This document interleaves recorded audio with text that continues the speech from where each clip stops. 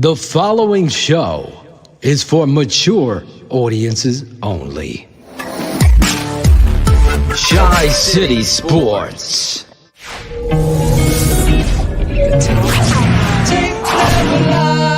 The tape never lies. Hard for Leno to stay consistent all year long and help us with that experience. And Wait, these guys, I would say we gotta drop. One of the negatives. Leno's been consistent all year long, fellas. Fire this motherfucker now! That's it! End the show. Close the curtains, because that's the fucking biggest lie ever told! You guys know that song that's like, First up, JJ. Matt, when you went back and looked at everything yesterday and, talked with Coach Glazer, were you okay with David only getting 11 carries? Yeah, well, you see the first run of the game, it's a big run. And then, I thought that in a perfect world, you'd love for him to get a few more. But, we're scoring 36 points. We'll pay you some mad money, like big dollars, to shut up. I think probably, JJ, when you look back at the fourth quarter, there's a couple times there where whether it's, him and CP, where you're handing the ball off, we were trying to stay a little bit aggressive. No chance. No chance. But for the most part, I think probably 15 to 20 is a really good number. No chance. No chance. For David, and for different reasons, I thought we were moving the ball other ways as well. There's no fucking shit. what more does 32 have to do? What does he have to do? Phil, I almost thought it was a joke when we were talking at halftime. I'm like, well, at this point, we saw David Montgomery house the 80-yarder. He needed that. He needed it. But we talked about it at halftime. If you're a patron, go back and listen to the halftime show. We said he's going to be removed from the game plan. Big plays are nice. They're good. 6 rushes at halftime. He finished the game in a 37-6 win with 11 carries. 11. Does that ring a bell? And as you all know, we've changed some things, right, schematically, as to this offense and what it was even 2 years ago in 2018, to try to work around the strengths of our players. And he had 80 yards on 1 carry, and he finishes with 113, I believe it says on the bottom scroll.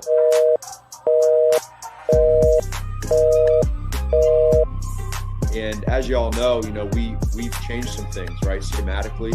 We got to get David the ball, man. Look at this from afar, and you see kind of what's happened the last year. The 5th-year option gets declined. You replace him with Nick in week 3. It would kind of seem like maybe things were headed in a certain direction. But now he's come back in, he's played well, and if you really are believing what you're seeing, what does that mean, for him? Maybe not with the Bears long term, but just for his career as a starter in this league. Well, it goes to show, number one, the resiliency that he has. You guys know the greatest teammate he can be for the Chicago Bears. I will pay you some mad money, like big dollars, to shut up. And the last 3 games, his performance individually has been pretty good. There's been a couple plays here or there that he would tell you he wants back. Big plays are nice.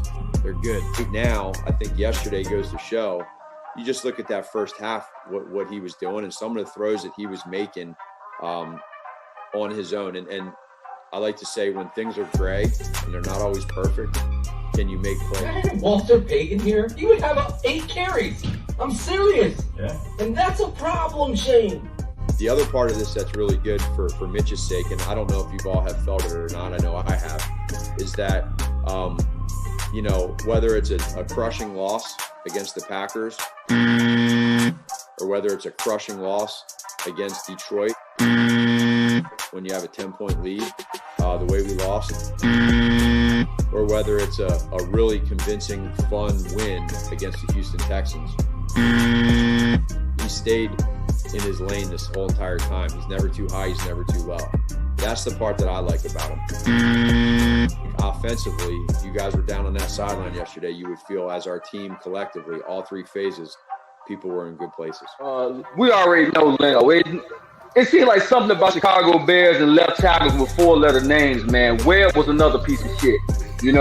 I just can't understand How the fuck do you just put these guys out here with no accountability? Dave, we won. It was the score looked right, the plays looked right, but as a fan, there's no way you can build amnesia. 100%, right? Okay, so I was happy at the Bucs game. That is the highlight of this whole season for me, was the Bucs game.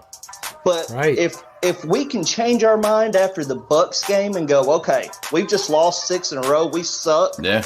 How is the Texans game supposed to change that? Exactly. Yep, he's going to figure it out. In year 5? He's going to figure it out in year 5? Come on, man. Way over. That's why I keep on saying here, let's put our fucking bar a little bit higher. You see a team that I despise playing fucking Jalen Hurts right now. Carson Wentz has a fucking cap number next year of $59 million. They can't even move off of this guy. Exactly. $59 million. They still went out and invested into the quarterback position. Not in Chicago because we got Tyler fucking Bray here. That is the reason why. Exactly. That's why you want all these people fucking gone. Right there.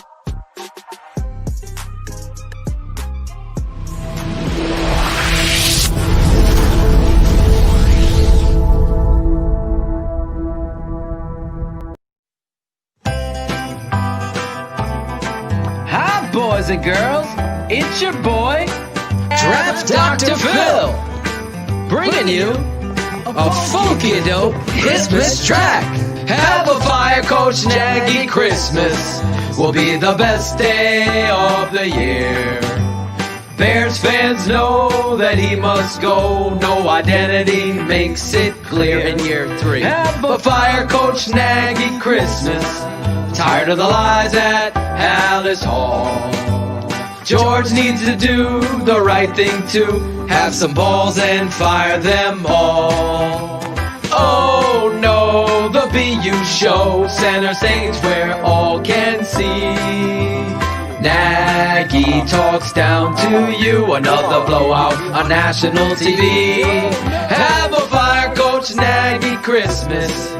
Bear fans need some cheer. No more swaggy, have a fire, Coach Nagy Christmas this year. Have a fire, Coach Nagy Christmas will be the best day of the year.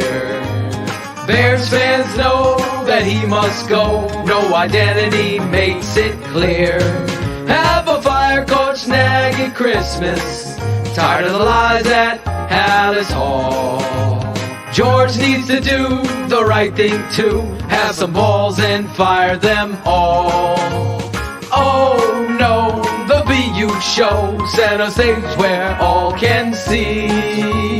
Nagy talks down to you, another blowout on national TV.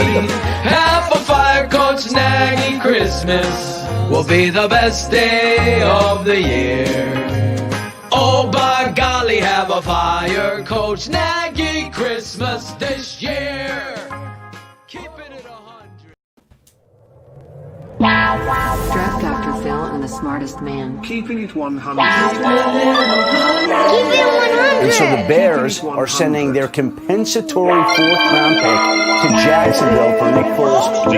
Keeping it 100.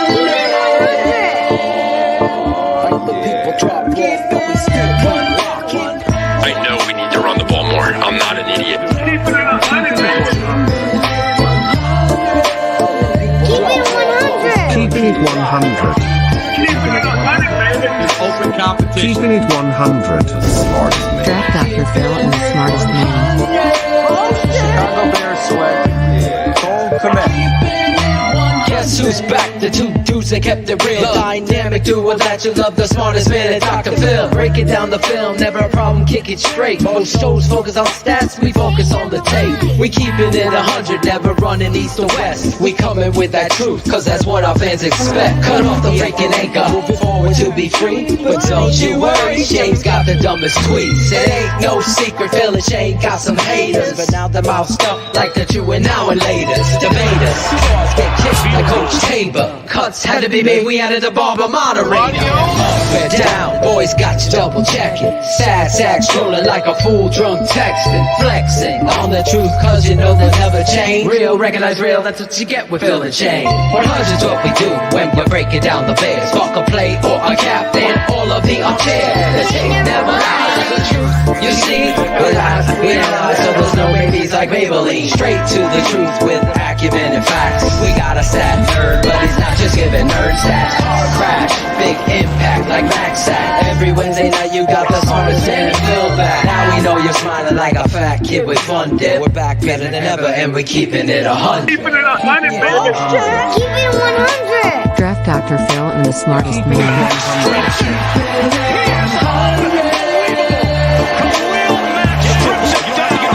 Keeping It 100. Draft Dr. Phil and the smartest man.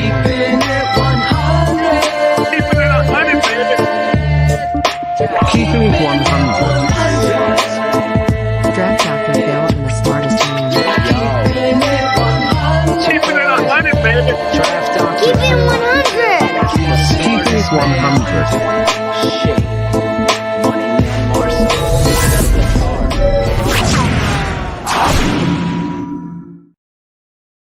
Dum, dum, dum, dum. Here we go. No Claudio. No Claudio. And our guest didn't tonight. fall asleep in that long intro. I see him hanging out in the green room right now. The guest is already in the building. The blizzard is hitting the East Coast hard. Yes, tonight. we are under attack. We're getting hit. I've already gotten a text that there's no work tomorrow. I did not get that text. I work for the state. So you, as a mailman in the feds, you work rain, sleet, or snow, right? Yeah, rain, snow, or shine. That's right. Lucky me. Everybody works in the shine, I hope. Not you 3 days a week over there. Oh, no, I work every day. Every day now. My schedule's changed. What do you think? Did you like the open there? I thought it's we good. got some patrons, some of their opinions in there. I see the Breadman's in. I wonder if Dre's in there to see his self in there. I need a new mouse pad. I need a mouse pad. We're getting a blizzard here in Connecticut, and Shayne's getting it in upstate New York. The whole East Coast, man. But you guys, pretty much, yeah. Yeah, you guys are about to get an earful. I don't know where he stands now, but I know I love this guy. He's one of my favorite guests all time. In fact, as we get to the New Year's show and we look back and we give thanks, it's going to be a difficult task to pick the favorite guest. I know the 100 crew have been developing their list led by Cherie, but I don't know who Sandman likes, who everyone, but let's get to our guest. You guys know him. Let me introduce him our way. Just disregard his inaugural appearance because he was our first guest ever on this network, even though they deleted the show. Yeah. Rap Dr. Phil pointed this out, and the tape never lies. This is the guy you all fell in love with while he chopped it up with Phil and Shayne at that other network. Not only is he full of energy and passion for the game we all love, he's also a Chicago Bears fan. Ladies and gentlemen, Keeping It 100. Let's all stand up and give our boy a proper introduction to the Keepin' It 100 crew. Come meet me at Portillo's and let's get it on. He's your favorite fantasy analyst, making his Tape Never Lies network and ChiCitySports debut. He's Adam Ray. Oh, yeah, the Rank Man. What's up? What's going on? I'm ready to ruin all this street cred that I have. I understand everything that you guys are saying. That was a very well-produced video. Very well produced. Thank you. That is, sir. you know what, and anybody who watches me do the hype train or do anything like that, or all this stuff, I make parody songs, I do this, I do that. You're on the same level. Like, we're on the same level of that stuff, and I always appreciate it. I might not always agree.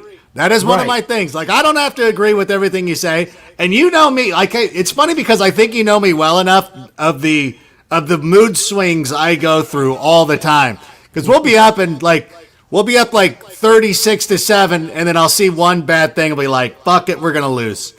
And then we're done. I get the text from Rank. You know what? Fuck these guys. I love when you get fired up. You get me fired up. Do I get you fired up? Yeah, absolutely. Like I feel bad because you're one of my go-tos that I do. I've got an inner circle of people who I will text or I'll message or do anything like that. And I'm still not completely back because you can tell, like, first of all, if I move my high school hat, is. Let's pull you in big. There you go. There it is. Corona High. Corona High. That is my high school. So there's the coronavirus. We got Corona High. That is the one thing I always hate too. Like everybody's like, "Oh, you're from Corona." I'm wearing a Travis Matthew hat, so I'm not completely. So I think last week, yes, I was so defeated that I felt that energy is what propelled the Bears. So I'm trying not to go overboard because my natural inclination is to be like, bitches, we're back. We're going to the playoffs. We're winning. And that is how I feel. Right. I can't have that outward exuberance because I don't feel like it's good for the team. And I know that they kind of feed off me. So I want to make sure that I'm a little, you got to treat them like your girlfriend in high school was treating you, where she's got to give you a little bit of the cold shoulder and make you work for it. Yeah. I feel like I've got to do that with the Bears right now. I can't openly be like, we're back, mothers, and we're going to crush all these teams. We should beat the fraudulent Vikings. That's goes without saying. The Jags, then we're at 8 wins, and then we're going to have to win or get in Lambeau. Dun, dun, dun. We know what's going to happen. We're going to be 8-8. And I love all the videos, and I love everything that you guys are doing. You know that Matt Nagy will be our coach next year. And I'm against you. I'm against you. I want you to my chips in. Stop saying what you want to have happen and then start to embrace reality. What in the Chicago Bears history of forever has led you to this point where they're going to eat that much of a contract of Matt Nagy for a guy who 2 years ago was the coach of the year, whether you agreed or not? There. No, it's not. I'm not trying to advocate for him. I'm just telling you what's going to happen. Like I can sit there, we can sit there and watch Die Hard. And you can say that Hans Gruber is not going to fall off the side of Nakatomi Plaza. That's fine. You can sit there for 2 hours and try to convince me that he's going to get away with this shit. It's not going to happen. You've seen the movie. I've seen the movie. We know how it's going to end. Is it a Christmas movie? Yes. Okay, see, that's why I don't agree. And that's why they're going to fire Nagy. So, Adam, if you were making the call, what would be Adam Rank is the new team president. You're going to make all the calls. What are you doing? I would probably depose the general manager because I love the word. I feel like the roster's not terrible. Right. There's some nice pieces to it. I don't know. I might even give him another chance. I don't blow out the coach because I want to know who you're advocating to bring in. Who is the hot name? Who is the Sean McVay who are bringing in? I think a lot of the things that we go through with Matt Nagy is a lot of the things, and I know this because of fantasy football, it's the same shit that Andy Reid did for years. I don't know if you guys remember this. There were games, and I know this because I always had Brian Westbrook on my fantasy teams, where he would just forget that Westbrook was on the fucking team. And he would go into he would go into interviews and be like, what? We didn't give the ball to Brian Westbrook in the second half? But and be like, no. Their offense was always functional, though, Adam. That's the big difference. Philly's always had a functional offense. Chicago's 3 years into this, and it's not even. We're getting excited about beating the Texans. That's where we are. Well, we should have beat the Lions too. We should have. 100% agree. But that's where, Adam, you have to be. You're the president of football ops now. Mm-hmm. So you have to weigh what happened with Detroit, because say you beat Detroit and then you beat you're in a completely different. You're in the 7th spot. Yeah. Yeah. You're in a different era. Of course. And so now that loss is solely at the hands of the head coach. And that's why if I'm your GM, I'm pleading with my president saying, listen, we got to make a move with this guy because he hasn't found his identity. I guess Mitch came out tonight and basically said, hey, they're finally doing what I've asked them that I do well. You know how many naked boot, and action passes I saw in this game? Up 30. 30! Okay. It was like every play we're booting out of there. I love Mitch's revisionist history. No, listen, let me tell you something. After Harrison Smith hurt you, you were a different player for a while, and it's taken you, you know what? It took you getting benched to finally get over it. And I'm sorry to have to be the one to say that. No.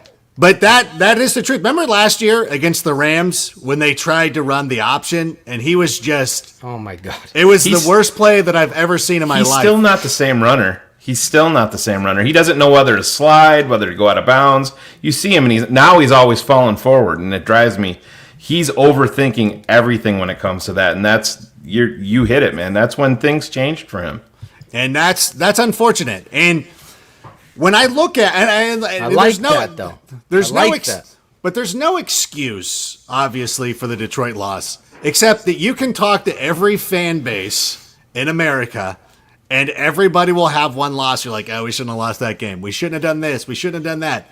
Everybody does that. NFL teams, NFL coaches, you coach yourself out of the game. Like, listen, I watch enough Chargers football.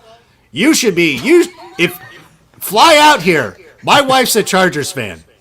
I want you to really dissect the Chargers. You will be signing Matt Nagy to an extension if you had to watch any more of Tony Lynn. Tony Lynn, not a great football coach. Not a great head football coach. Oh my gosh. Miss Rank has her fiery Lynn voodoo doll. It is so bad. Like, it is, the end of the game stuff is only surpassed by the end of the first half stuff that nobody sees because nobody gives a shit about their games.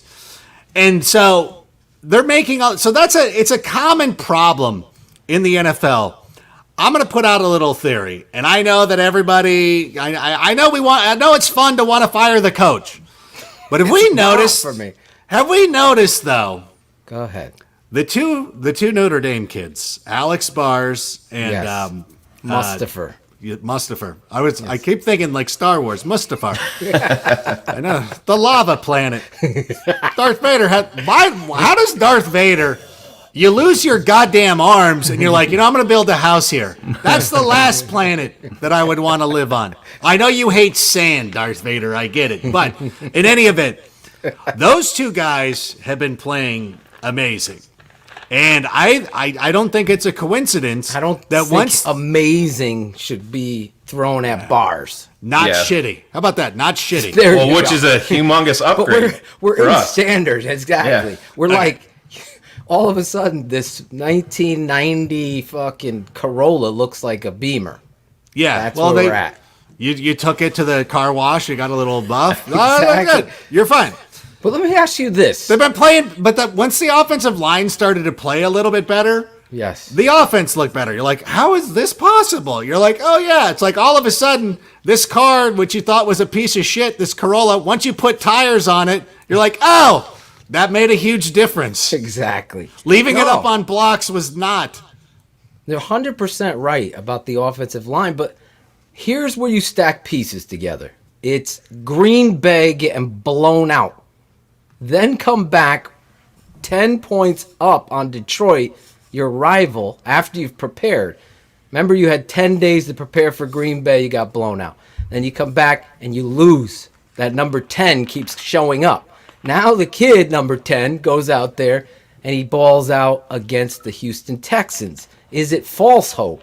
Is it something that the Texans are so beat up? David Montgomery's running. I can't get behind Nagy. Because I've been saying this for 3 years. You know that, Adam. Me and you fight about this for 3. But the reality is, I feel like if you don't change the head coach, you're going to continue down. He doesn't know how to use his personnel correctly. as Shayne in the open, you saw it. 11 carries in a blowout win for David Montgomery. I said it. You saw me in there. Imagine if this dude had Walter Payton. He'd have 8 carries, and that's it. Well, then he doubled down on it, Phil, and said he needs 15 to 20. He's done that 3 times this year. Three times, and the head coach is saying that. Adam. But when you're in a situation like that, and let's be honest, we deserve better, Adam. Do we?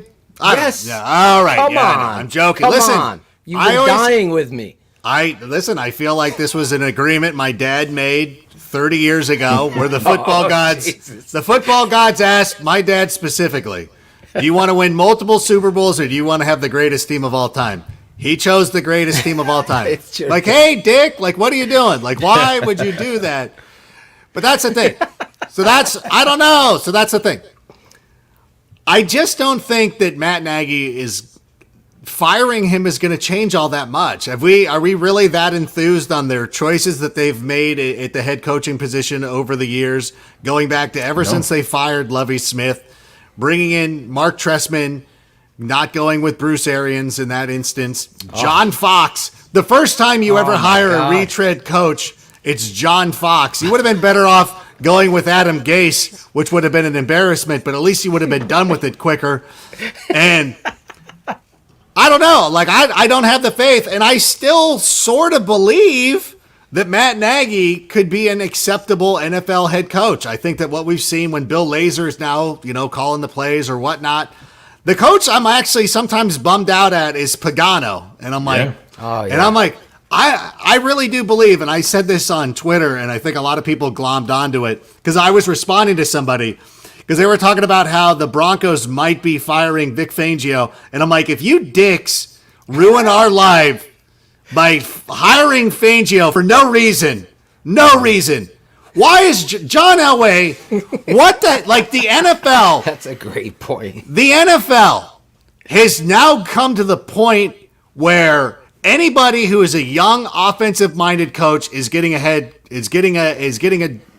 coaching job. If you know Sean McVay, you're getting hired. Like, that's the rules. And John Elway's like, I'm going to do the exact opposite. I'm going to find the oldest coach who coaches defense. Like, why? If he would, you know what, this is the problem.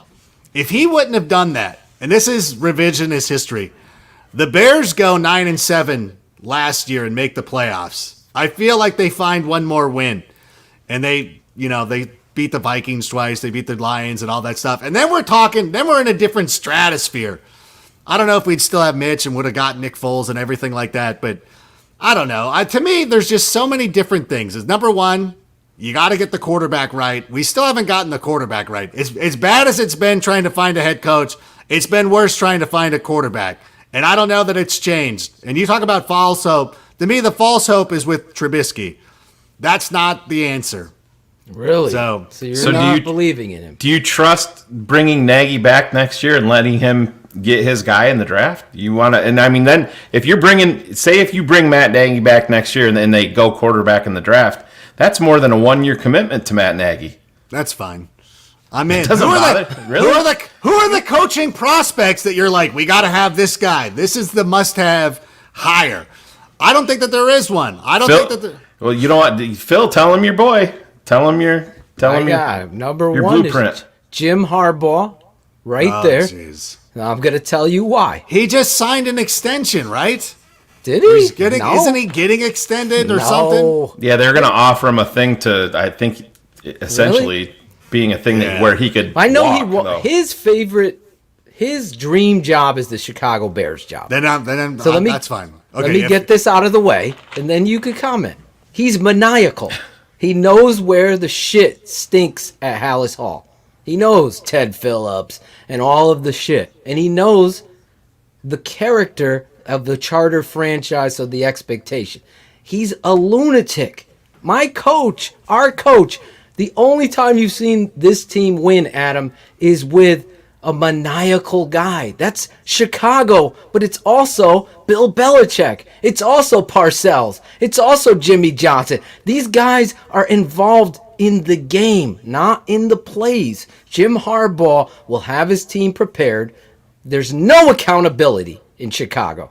As a Bears fan, as an analyst, I was so embarrassed on that Saints game and what transpired. And to see this team play the way they have, it's been pathetic. This is a game where I broke it down, analyzed the whole thing. The Texans, Deshaun Watson versus... Someone's got their... It's Matt Nagy's swan song, it sounds like. Oh, wait, hold on. The ice cream truck coming. Hold on.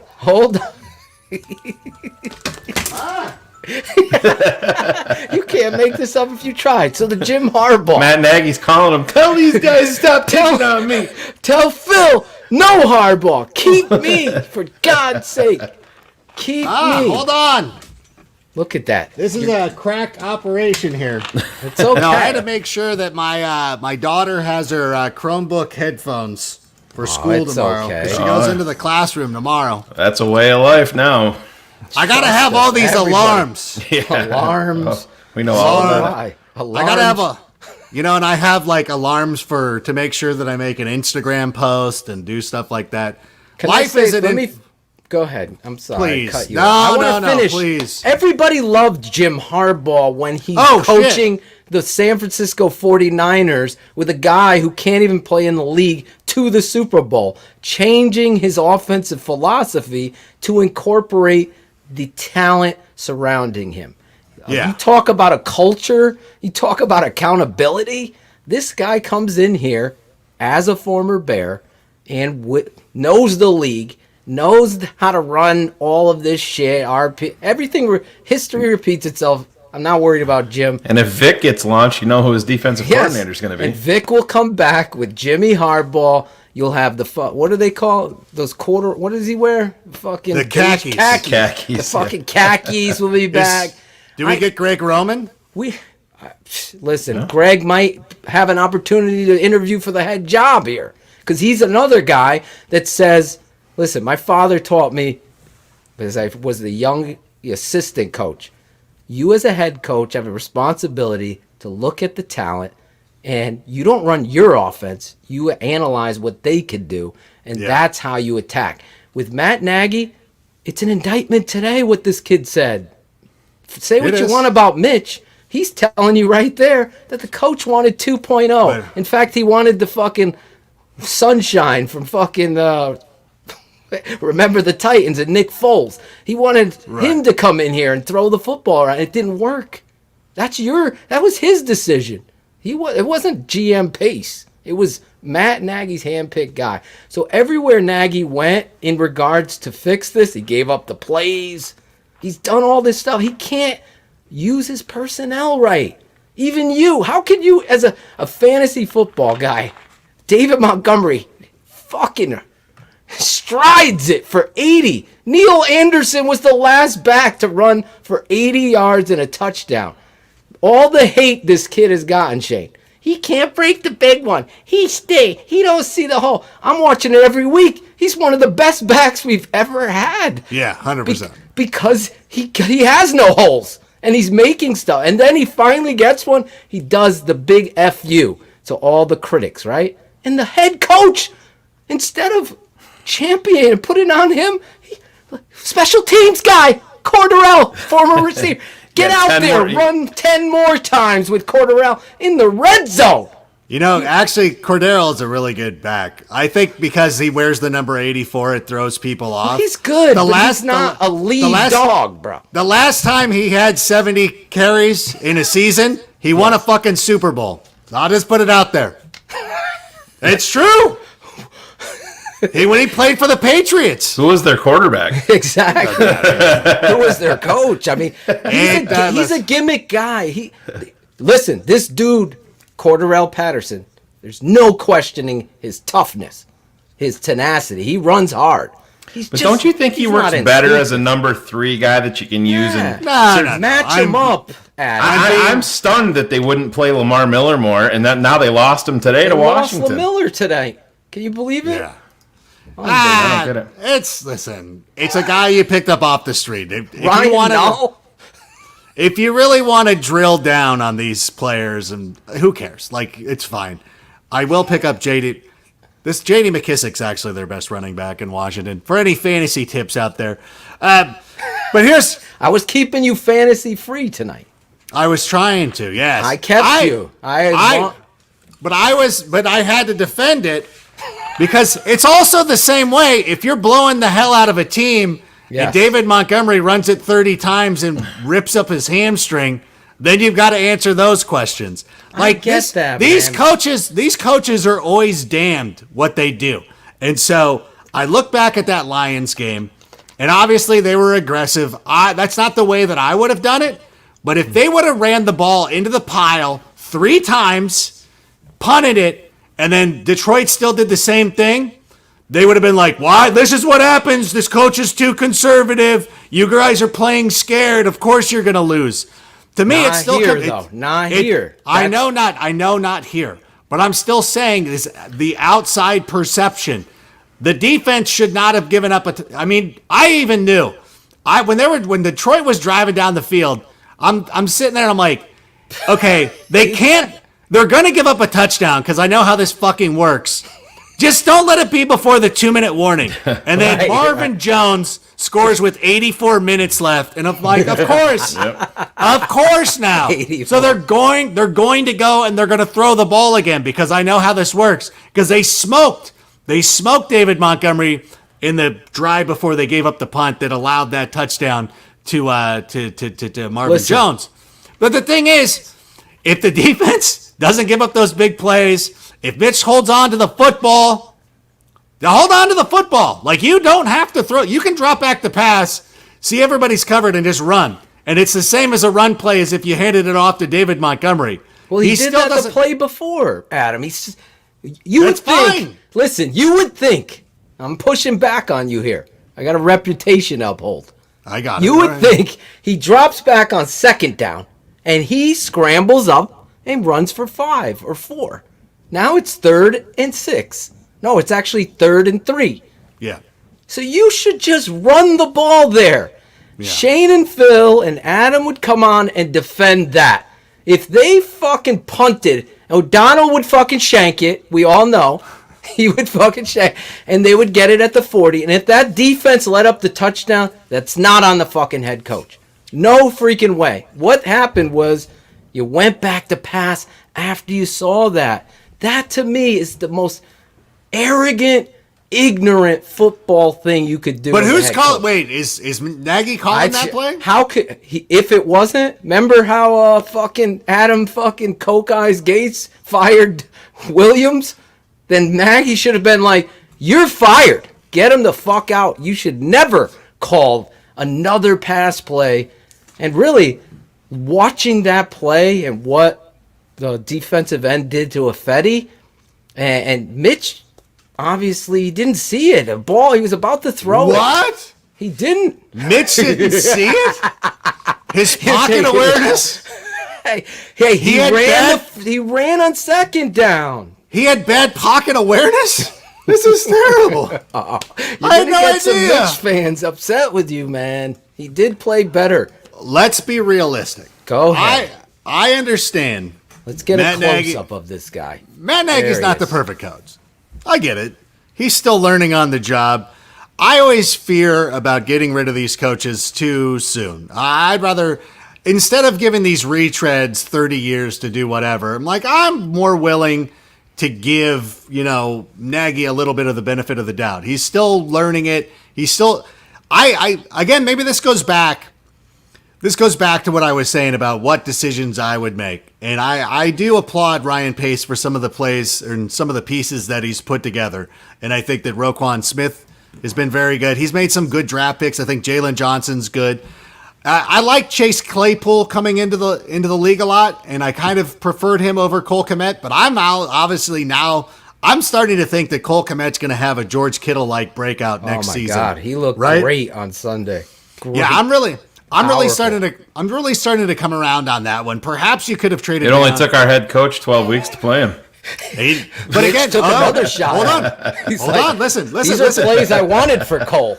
Listen. Here's the thing, though. Here's the thing. If I'm going to absolve Matt Nagy for the play calls and the things and saying that was Bill Lazor, we've got to give Bill Lazor the credit for breaking out Cole Kmet. Listen, I'm very fair. I'm very honest. Yes, Okay, you like are. I'm not giving Matt Nagy. Fuck that.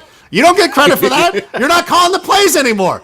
I will admit, I will not blame you for what happened in Detroit, but you cannot come and take credit for the mighty Met, KMET. That is not going to happen on my watch. Mighty Matt. I love it. So I have to look at Ryan Pace, and I have to ask him why the offensive line has been terrible for so long. My God. There's nothing happening there, and that needs to be. You want to talk about having an identity and having a strength. It is so difficult to do that if you do not have an offensive line. And when an offensive line starts to fall apart, we see what happens to talented rosters. This year, it got Dak Prescott injured in Dallas, and we see how terrible that team is now without an offensive line. So I got to get rid of the person that's building that, and I don't know. Let me ask you this, Adam. Who do you think that there was a move made on the offensive side of the ball this past offseason that Matt Nagy did not want? No, I listen. I think Matt Nagy went to Ryan Pace and said, if Eddie is going to be a guy that's going to fit into this offense, I think he went and said, Cole Kmet is the tight end that I want and that I need in this offense. I don't know for sure, but I think Matt Nagy is running the show on offense, and he's given Ryan Pace the list of guys that he wants. That's why Nick Foles is here, and it failed. I don't know. My faith in Matt Nagy is very, very low. I mean, the offensive genius stuff, we're in year 3, and what this all comes down to for me is, like you said, there's no identity. It should be David Montgomery, and he still refuses to do it. I think it's because of the line. I really do. And I think that if Cole Kmet was his player, and I could see it because he was with Kelsey in Kansas City, I will give him credit for that. If Eddie, I just think that I think Pace was dumpster diving. And that's the way that he's tried to build the offensive line. Like I see it, I'm an Angels fan, and that's the way that Billy Epler was trying to build a bullpen by fuck the Dodgers. Champs. Did they win? Yes. Oh, good for them. Got a trophy and everything. Oh, that's cool. So Justin Turner got a ring, so that's cool. Yeah. So I'm in. And so I'm a Cal State Fullerton guy. Yeah. And he was there. So Kenny O'Brien. Kenny O'Brien, of course. My point is that he was dumpster diving on the offensive line. I think that Nick Foles was a quarterback that Matt Nagy had a lot of faith in because they had worked together. And you see that with all these coaches. They always go to the familiarity, and I think that's a fault with a lot of these coaches. I would have rather have seen them take a different. I wish they would have got. I don't know, because I know.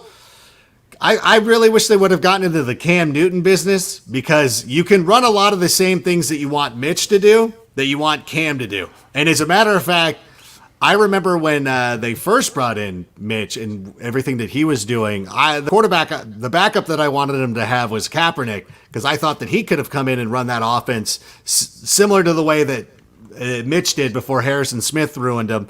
And that would have been you don't have to change the offense if he goes out.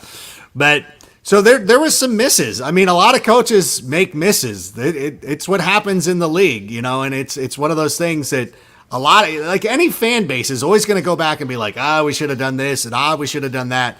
Until they build that offensive line out, it's never going to change. So you're looking at a GM who extended Speed Bump Charlie, a.k.a. the Walrus Charles Leno, and Bobby Massey, a guy that, what did Bruce Arians say to him? Nice kid. Terrible football player. So this is what your GM, this is the truth now. This is what your GM, my father said to me, 72, he shouldn't even be playing in the NFL, let alone starting on the charter franchise. And every week I pointed out at him, you watch it. So I totally agree with you. But at some point, the buck has to stop. It can't be this Ernie Accorsi, cockamamie, McCaskey, let's have faith in these blog boys. And they're going to get it right. The corporate world is going to get it right. The football gods, have shined upon, like you said, the 80 best ever team ever. Best player to ever play, best team ever. That's what we have. I can't live with that. So now we got to change that, and you got to get football people in here. You work at the NFL Network. There's guys out there that can coach circles around Matt Nagy. I'll put my fucking hat in the ring with him any day. People laugh. I'll show you.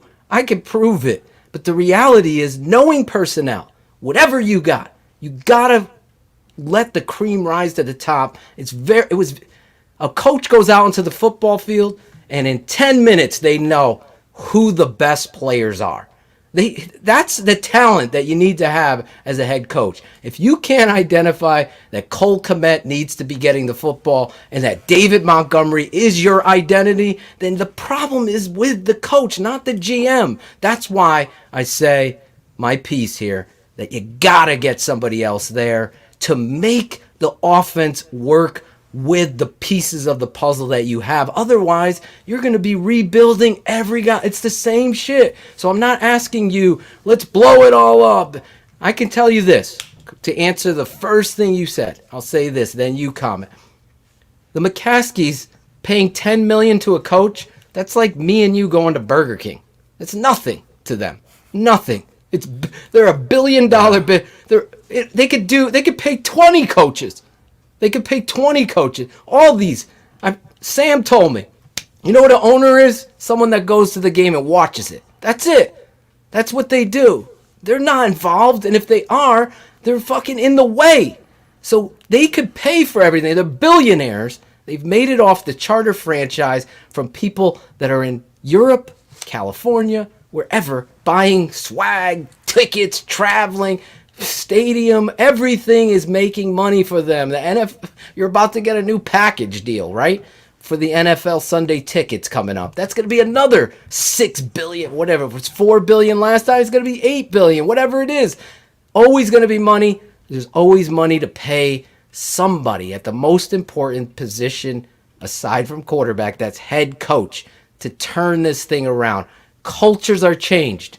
Look at college campuses. They hire a different coach. He brings a different mindset, identity, and culture. Those things, and accountability isn't here in Chicago. It's a BU culture, and that's why I say after 3 years, you can't find your identity, and you're still learning on the fucking... Who else is able to learn on the job at the highest of levels? Fuck, I've never seen anything like that, and I won't make a freaking political joke here, but you can figure that out.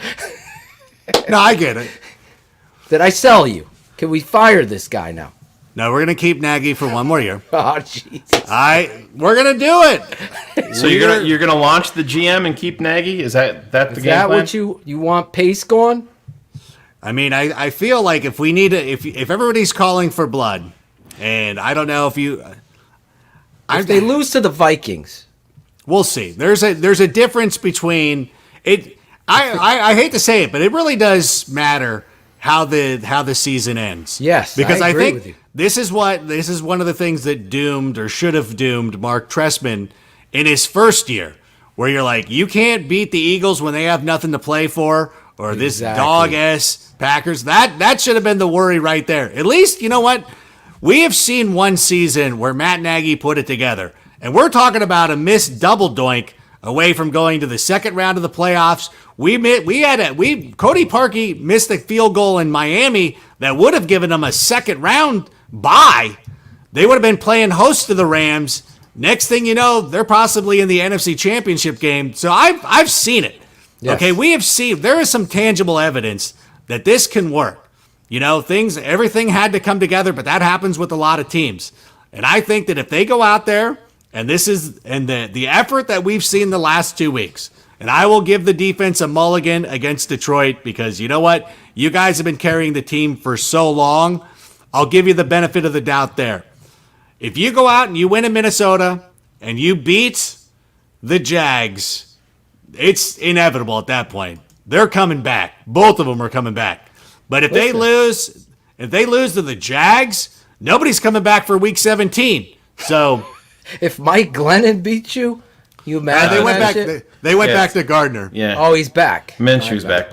But isn't that pretty shitty though? That's the bar, Jacksonville, for us. Yeah, that's going to be the yes. That's the way it goes. That tells you that everybody should be gone. To me, keeping it 100, Adam. You see, you gotta give credit to Fangio for 2018. There was 39 100%. motherfucking turnovers. Well, and nobody knew what to expect either. And everybody figures things out in the They NFL. figured Nagy out real quick when he went to 2.0. It was like, hell no. But they were 8-8, and he got champion that he kept control of the locker room. I always say, it doesn't matter about the fucking locker room. Everybody's going to love you because they're all getting paid. And if you're nice to them, they're happy. As long as they're getting paid. If they hate you, then you know that you're doing your job. That Chicago media, even a lot of my boys, they don't get that. I always push back with them. I'm like, no, fucking head coach has to have tough love. They got to love to hate him, and then like LT with Parcells. Yeah. You know what I'm saying? So anyway, let's right. talked a lot of football. I want to play a game. I got to play a quick game. I got to go, buddy. Oh, you got to bounce. That's right. I'm sorry. I got a family. I had to rank these game. I'm sorry. One Next quick time. one. Yeah, one we'll quick one. One all quick right. one. All right. One quick one. All right. I want to be able to use the graphic that I made too for you. Rank these. Keeping it 100. The suspense there is killing me. Wow. God, I had a list of 8 things. I'm going to cut it down to 1. Favorite Christmas movie, then. There you go. Keeping the spirit. Die Hard. Oh, my God. You and Greg Bragg. Knife right through his heart. Oh, man. Why? How did it is a Christmas movie. I don't know what you want from Where's me. Miss Rank? I want her take on this. She believes that, or she like No. She loves White Christmas. Okay. I like You know what? White I don't know if this counts as a Christmas movie. I kind of consider it more of a New Year's Eve movie. But the original Ocean's 11 was centered around that was a New Year's Eve movie because New Year's Eve was central to the point. Like that is part of the plot. I will say this though. Yes. I guess it was last year. We went as a family to go see the new Grinch movie. And my wife loves the original Grinch, and it's a classic. And then my daughter and I, we went to see the Grinch in the movie theater every week. I took her every Saturday through Christmas. So we went. I've really become fond of it. I think it's a good movie. I think they did a nice job with the Grinch. I think if you watch the Grinch with Jim Carrey, I don't like the way that they portray the Who's. I don't think that's a good one. I don't like that. And I kind of like Cindy Lou in the Benedict Cumberbatch movie, or that version of the 2019 Grinch. I think they make they don't vilify the Who's. Yeah. They give the Grinch a reason for not liking Christmas and everything, and it kind of ties up really nice, and I think they do a really good job with it. And so it's funny because I think each of us have our own generation of movies that we're grown up with and we're attached to. My daughter has been watching, and my 2-year-old, my boy, they've been watching that Grinch nonstop, so I'm really into it. My daughter and I have a date night every Friday. We watched it last week. I asked her this morning, I go, hey, what are we date nighting this week? She's like, the Grinch. Like I'm an idiot for asking of anything else. It's like, the Grinch. Like, what are you talking about? She's like, as sure as I am, we're going to watch the Grinch, as sure as I am that Matt Nagy's going to be the coach next year. So it's just one of those things that's a fait accompli. Listen, I'm upset. I'm upset about the Bears. I'm not happy. I'm now retrospectively so upset about that Lions game, even more so than I was in the moment, because knowing what it could mean, we would be back in the playoff race. But it's one of those things. But let's fix the offensive line. Let's move forward. We're all Christmas Story. I see Jose talking about Christmas Story. I think that's a great one. I always like using the Scott Farkas, but Grover Dill is always such a great put down of people. Like, if you really want to dismiss somebody who's being a troll, you're like Grover Dill level. You're not even Scott Farkas. You're not even a good heel. You're the secondary. You're the heel to the heel. So that's a good one. I'm trying to think of other ones. People agree. Did you like those claymation ones? Remember the Rudolph? What was the Heat Miser, Freeze Miser?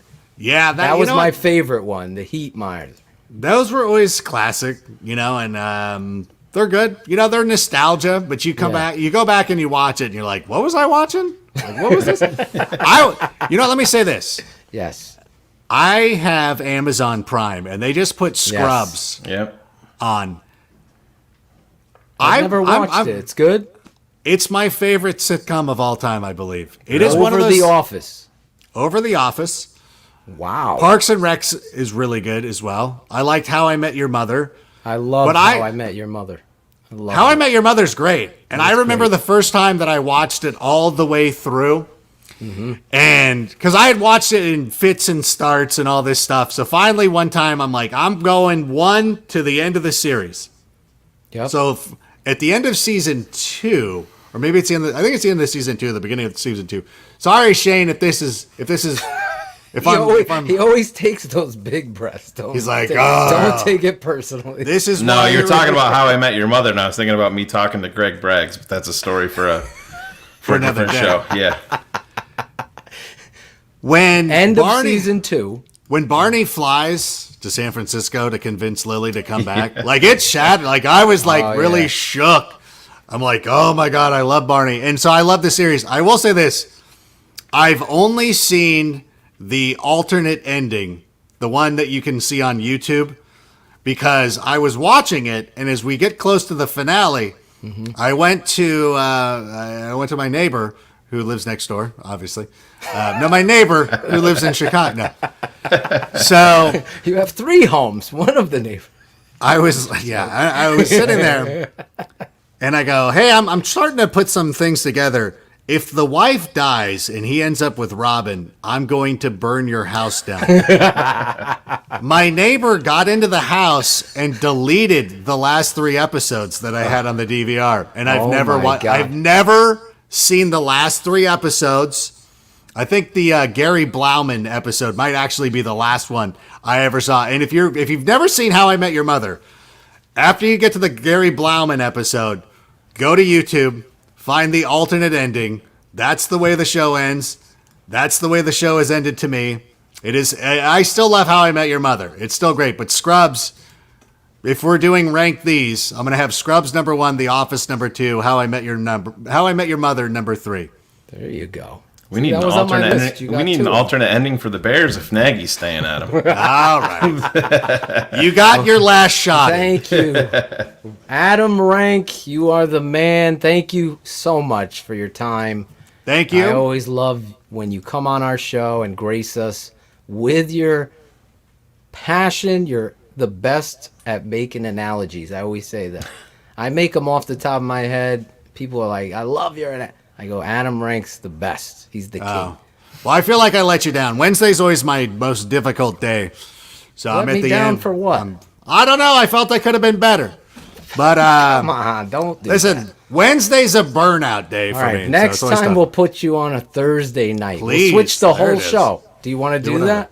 Yeah, next time. In the new year. Oh no, once the fantasy season's over, I'll be fine. Okay. I'll be back, baby. So after the football season. After Black Monday when Nagy gets launched. If Nagy gets fired, you have to be on that show. Of course. Because we're going to go live. I'll be there. And then I want you there. I'll be there. You still owe me like 3 Jimmy Graham dances. Don't think I forgot that. Cole Kmet's so good, I don't. We're absolved. You don't make the rules on this That's one. true. So all right, fair enough. You owe me them. All right, you, bro. Love you guys. Tell the wife, the kids, everybody we were asking, and God bless you, man. Be safe. Stay safe. All right, you guys do the same. Thank you so much for having me. Thanks, Adam. Absolutely. Adam Rank from the NFL Network. He is... Greg Braggs is so happy. Die Hard as a Christmas. He's got another one in his corner. Die Hard as a Christmas movie. I just never have seen it like that. Do you want to play some more Rank These before we bring on our next guest? Or I sent him out the link, so... Oh, okay. Once he gets on, let's go with your favorite Christmas dish. Just real quick, Phil, why don't you address that? There's been a lot of people asking with Claude. Okay. Yes. Claudio, I'm sorry. Let's do some breaking news. We got to use these toys we have. That's Shayne. right. Right? Breaking news. The tape never lies. Network breaking news.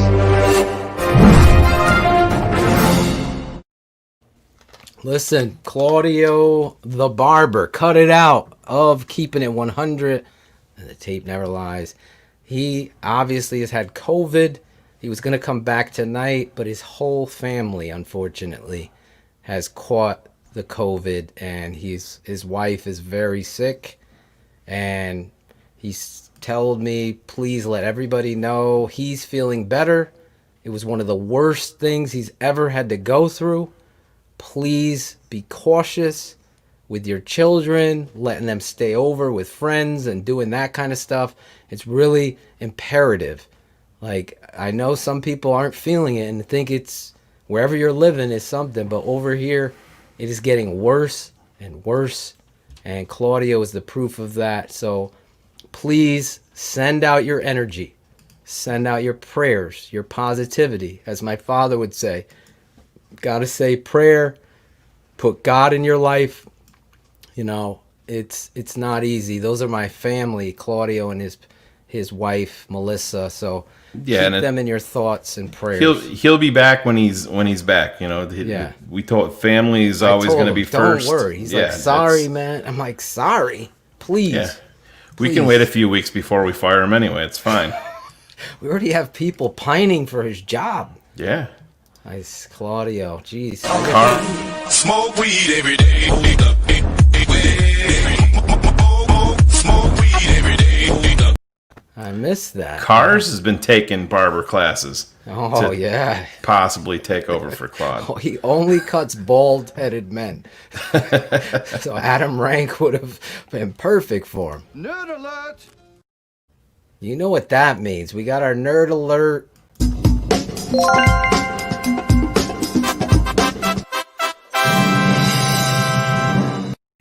There he is, my boy. Cut hair unless it's with a Flowbee. I mean, like, there's no style. That's a blast from the past. The Flowbee. The suck cut. If that doesn't age me, I don't know really what does. What's going on, gents?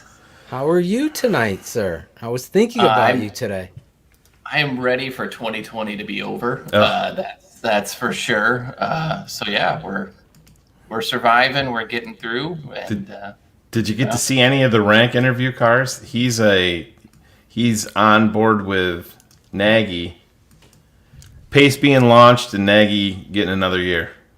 That's his. I mean, it's the standard Bears, right? Yeah. You've got a guy with 1 year left on his deal, you can fire him. You got a guy with 2 years left on his deal, and he's untouchable. So nothing would surprise me less than them hiring like Louis Riddick, who's a big fan of Matt Nagy, and trying to move forward that way.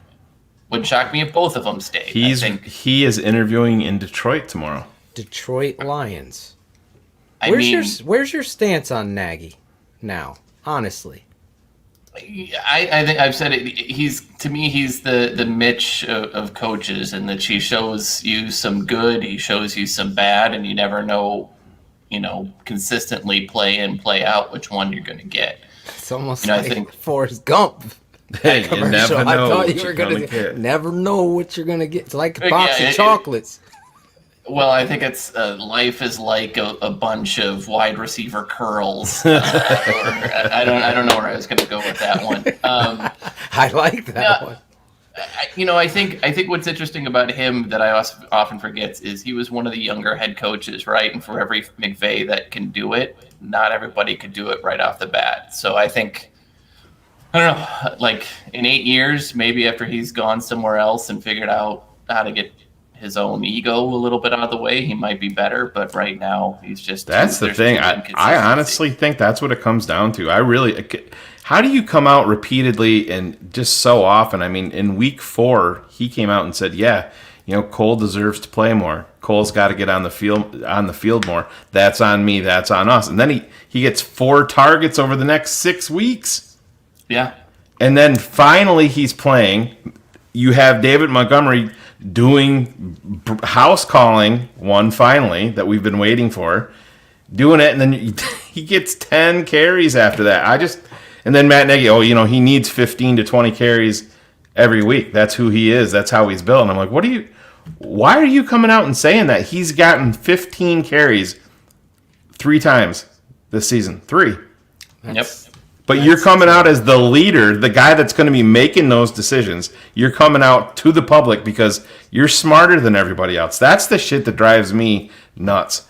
You come out and you're telling everybody what they want to hear, but you're still behind the scenes going to do exactly what you want to do. And to me, it's just it's coaching malpractice. I mean, 33-7, you're up and you're fucking. Oh, we wanted to stay aggressive. What are you doing?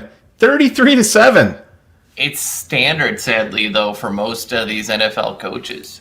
You know, none of these guys earn genius monikers by pounding the rock 40 times a game, right? Yeah, but it's not even that, Cars. It's not even. I don't think anybody's asking for 40. 15, 20. Listen, if McVay you're up doesn't even 33 do that, right? to 7, you gotta establish the run and just get the game over with. You're pound them. Build confidence in your line. Your weakest. But that's not the way these new age guys do it, right? Like when you looked even at McVay's Rams, right? It wasn't getting Gurley 15, 20 carries a game. It was getting him 15, 20 touches a game, right? And they'll throw that in the passing game. Saquon Barkley, the same, right? Like those days of Ezekiel Elliott getting 20 carries a game plus a number of catches, those things don't happen week in. Derrick Henry is probably the only guy that comes close to that amount in carries.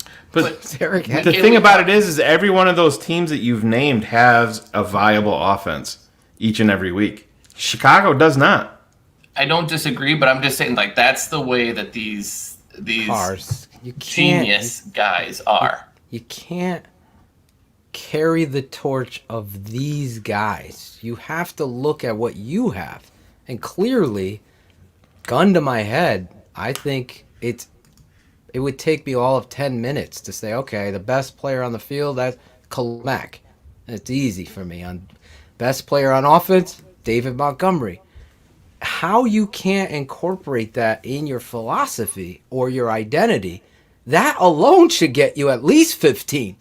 At 15, we're not talking 40 carries, 30 carries. No, I know. You know what I'm saying? So that's where the negligence, the con artist comes into me. And then in this game, it's like it should have been a layup, an 80-yard run on the very first offensive play, one with which since 1988 we haven't everybody had. knew it was coming too. Neil Anderson, and then we all texted and joked, he's not going to even be in on the next series, and he wasn't.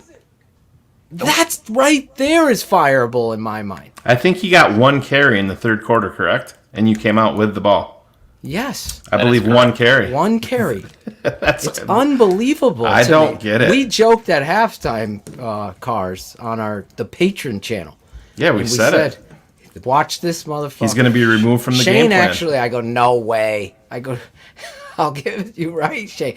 I go, he can't. You were like, he's going to. And he did. And he did.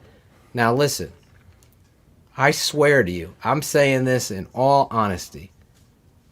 Everybody can learn from their mistakes. We've all made them. That's how humans learn. The best people own that.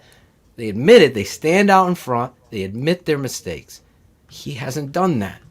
And that's really a part of the problem in my mind. Once he does, I think you could turn around and say, okay, you beat the Vikings, and you start building this consciousness of 1-0, 2-0, 3-0.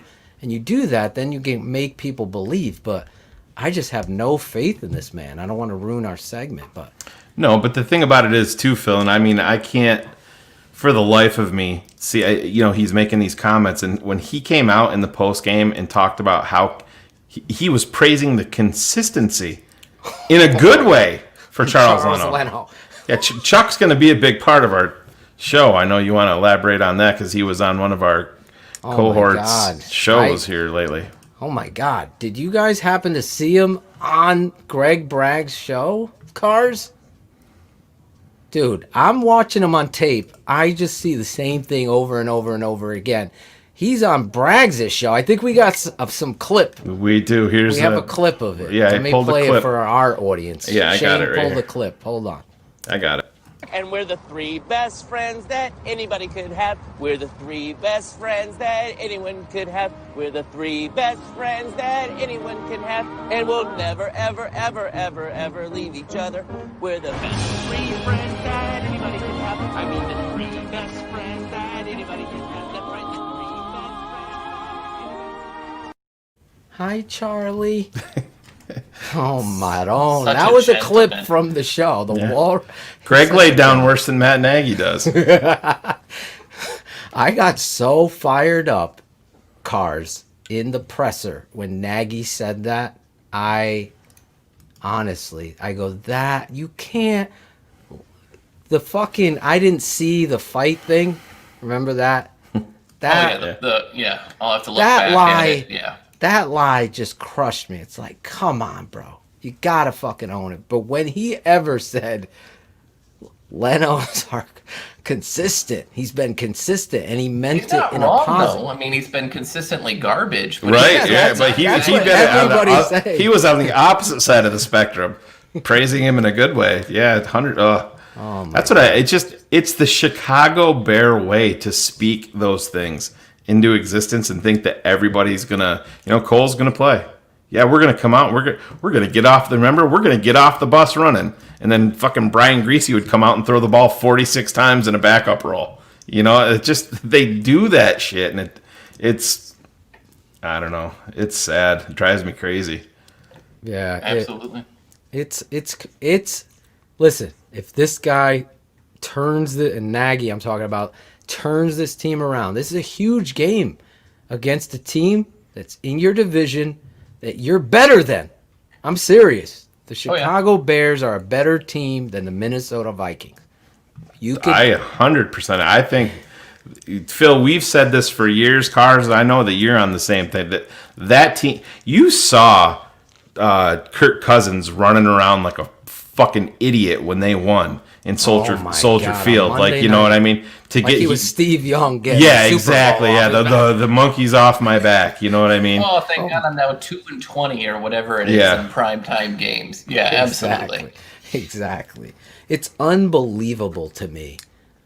But I'm telling you, the Bears have to have this coach have them prepared. You can't come from what you did this week with the bootlegs and the running game. Obviously, he's got to work on personnel. But really, he played into Mitch's strengths. You saw a Mitch Trubisky that really played some good football out there and made some plays all over with his feet, with some throws. So hopefully that's what we're going to get. But anything else on Nagy before we move on to our first segment? Let's move on. All right, guys, you know this. If you're a new listener, we do this every week. It's called Bear Up, Bear Down. You guys in the chat are welcome to play as well. Today we got 3 of us playing. And Bear Up is the positive. It's the opposite of the song. Bear Down is your negative. We always start with the negative. Bear Down. Bear Down. So here we go. We always start it like this on this show.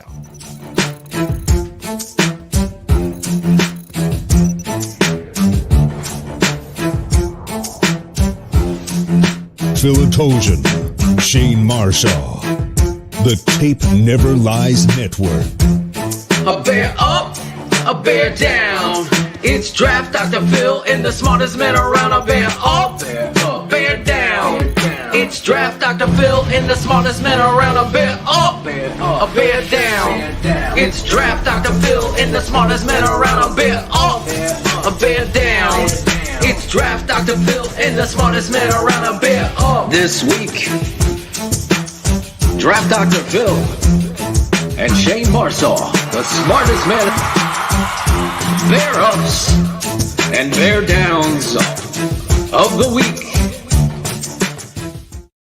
Oh yeah, bear up, bear down. Shayne, you were last week, so today you're going to be first, and and we'll go across the screen and then back. So, Shayne, you're bear down this week.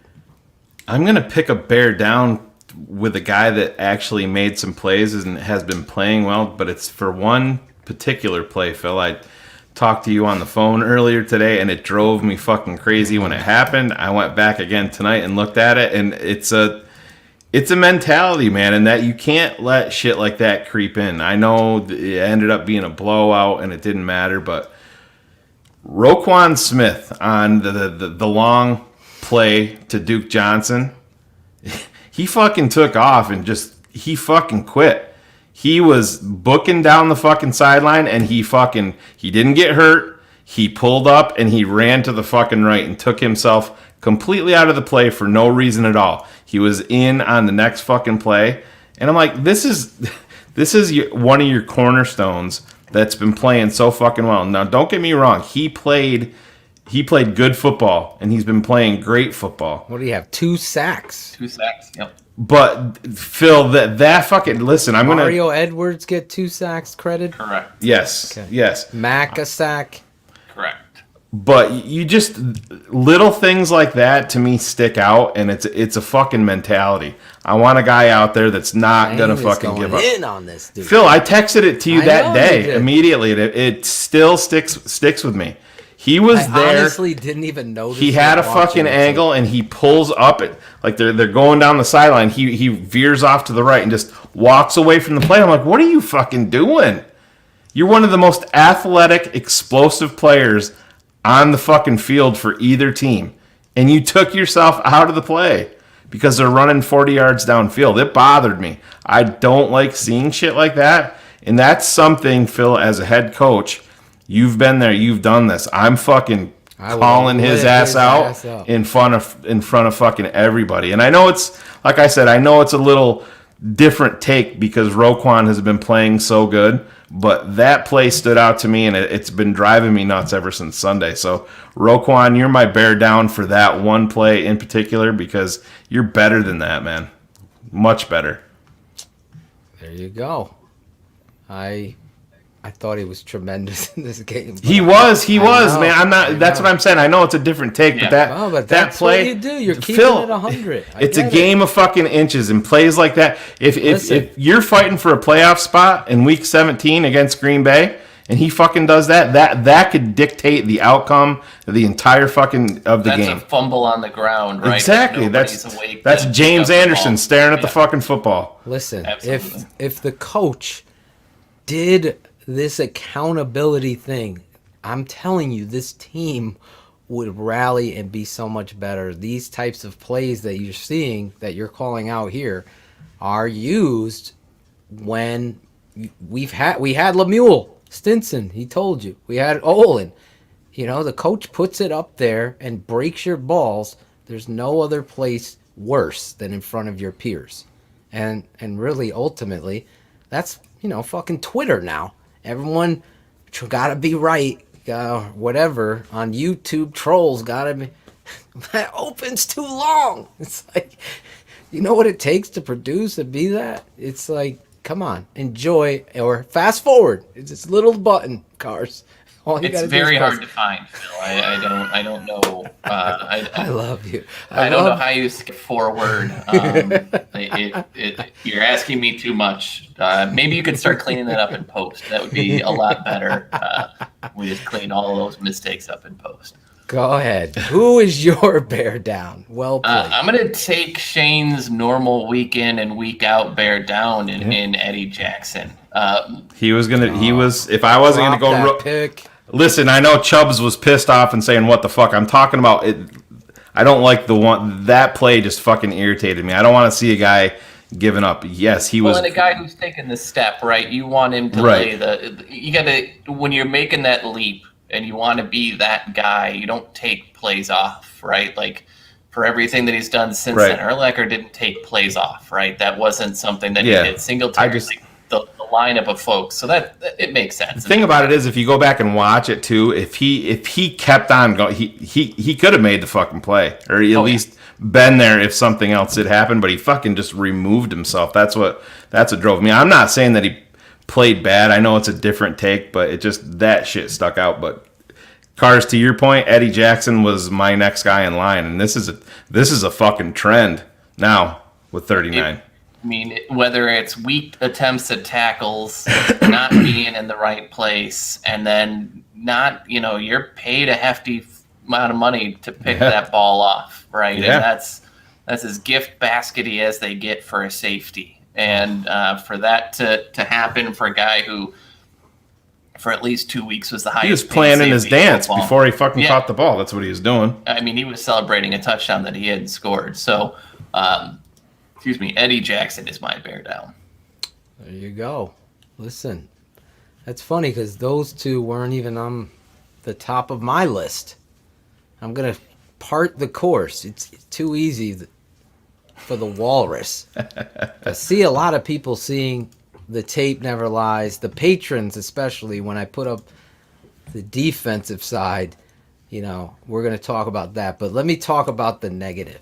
And it's clear to me, the worst player on the football field, it's not even close. And to be put into the game. Are you sure it's not J.P. Holtz? That's who I'm talking about. Oh, J.P. Holtz over Charles Leno. Listen, you have one job. You might play 4 plays. That's it. If you go out there, He got 5. If you half-ass that shit and fucking, there is nothing worse to me as a former football player.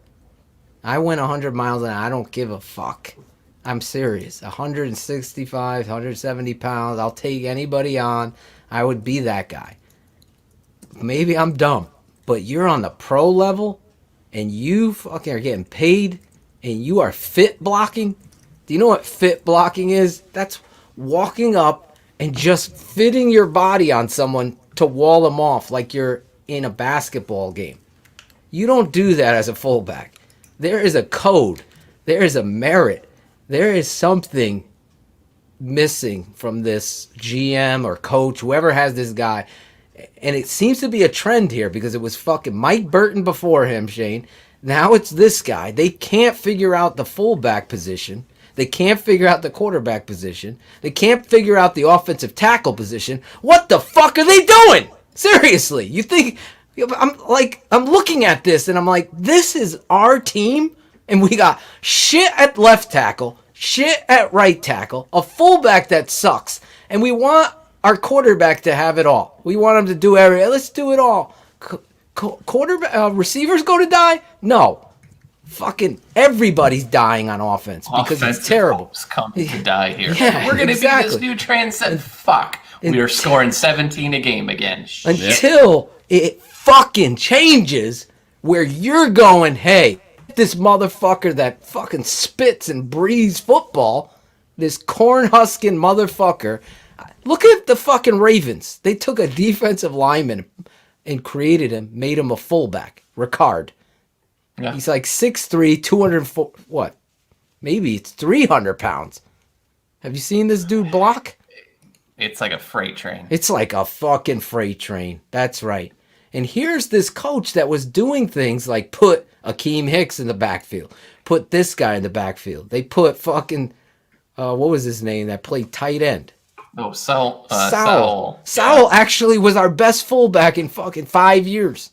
I'm serious. He went up and hit somebody, and it's terrible. So yes, J.P. Holtz, you are my bear down. It is bad. It is so bad. Find me a fullback, someone who fucking loves football and loves to put somebody on their ass. That's a fullback. Look, Jeff Burton, 6'3", 311 pounds. I'll take 6'3", 250 if they go in there and help out this line. You would see a whole complete difference. JP is a waste, and so is the left tackle. Those were my top 2 bear downs, and Affetti too. He played poor as well. So 3. He's been such a letdown, right? Well, last week he played pretty good until he let up the fucking strip sack fumble. It's like he got too confident. Like, all right, man, I get shit. There we go. Exactly. It is tough. So Shayne must have left to fix something. Should we wait for him or? Well, I mean, you get to go we're first gonna go to anyway, our bear. we gotta So we'll go bear up. Bear Yeah. up. I'm gonna go bear up. I wanted to go last so I could pick a certain guy to defend him, but I think we'll talk about him. I'm gonna go with Mitch Trubisky for my bear up. Here's a kid. Listen, today just backed it up for me. He spoke truthfully.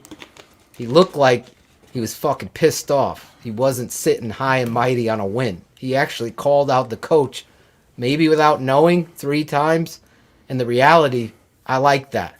I like a little fucking indifference in the relationship. And I want somebody that's in my locker room that wants to win. And that's what I saw today from Mitch. So how he played, though, the game was called the way his talent is. So if you are good at doing certain things, it's imperative you as a coach or play caller get that. So when I watched him, he was accurate, he was on time, and there was plays where, yes, Cars, he did the step out or he threw that leg up, and I diagnosed it. And I put it on Front Street because let me say this for the fucking trolls.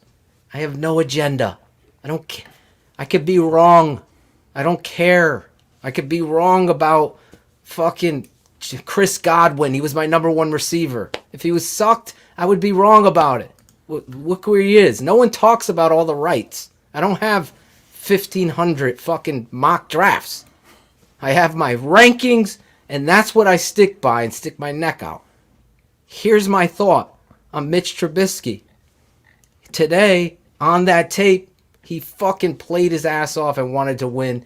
He threw the ball. In fact, one of his best throws should have been a pass interference on Allen Robinson in the end zone, where he fucking got rid of this javelin toss, and he fucking put it out there and stepped into it, and it wasn't called. But ultimately, it should have. Mitch, reading, obviously, Cars, they made it half the field.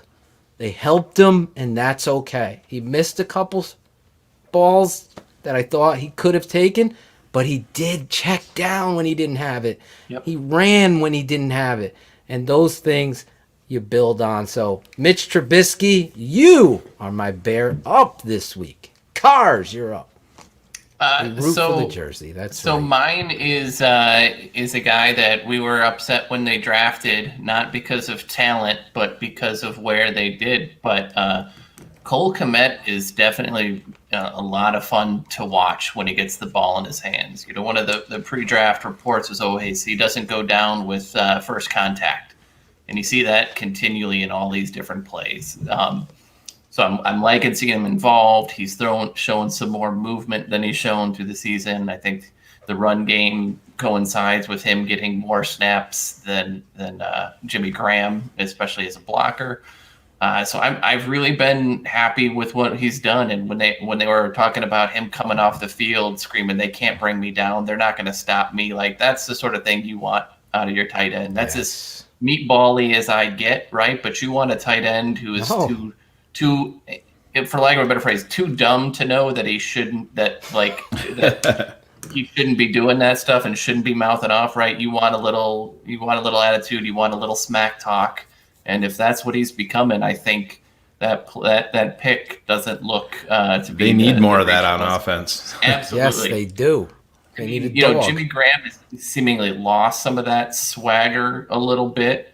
Allen Robinson is playing with more confidence in his Twitter game right now than he is in his offensive game.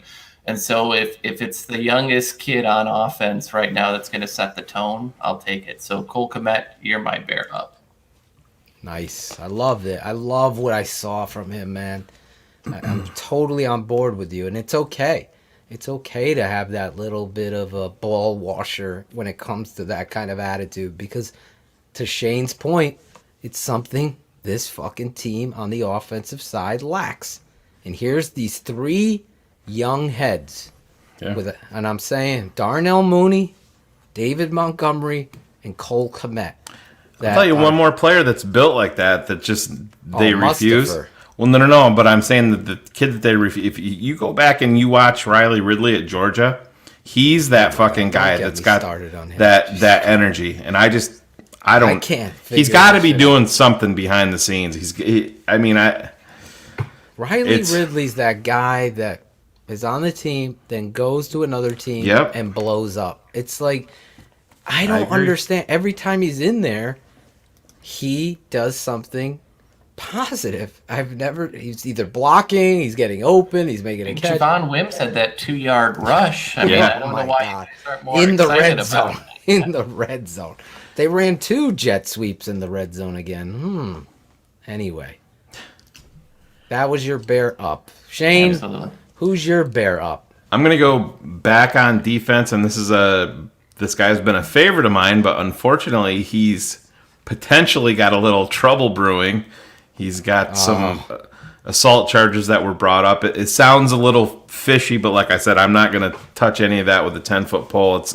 It'll obviously work itself out. But, man, to me, Mario Edwards is a guy that I am offering a contract extension to today to keep here because on this... Even with the trouble. Well, no. I mean, if that all works out, I'm just saying, The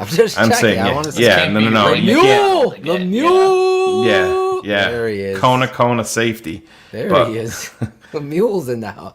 Sorry. Oh, he's in there. There he is. Yeah, he's in the house tonight. He's saying Kona safety, Lemonhead. We love you. We got it, Lemon. We gotta get that drop, Shayne.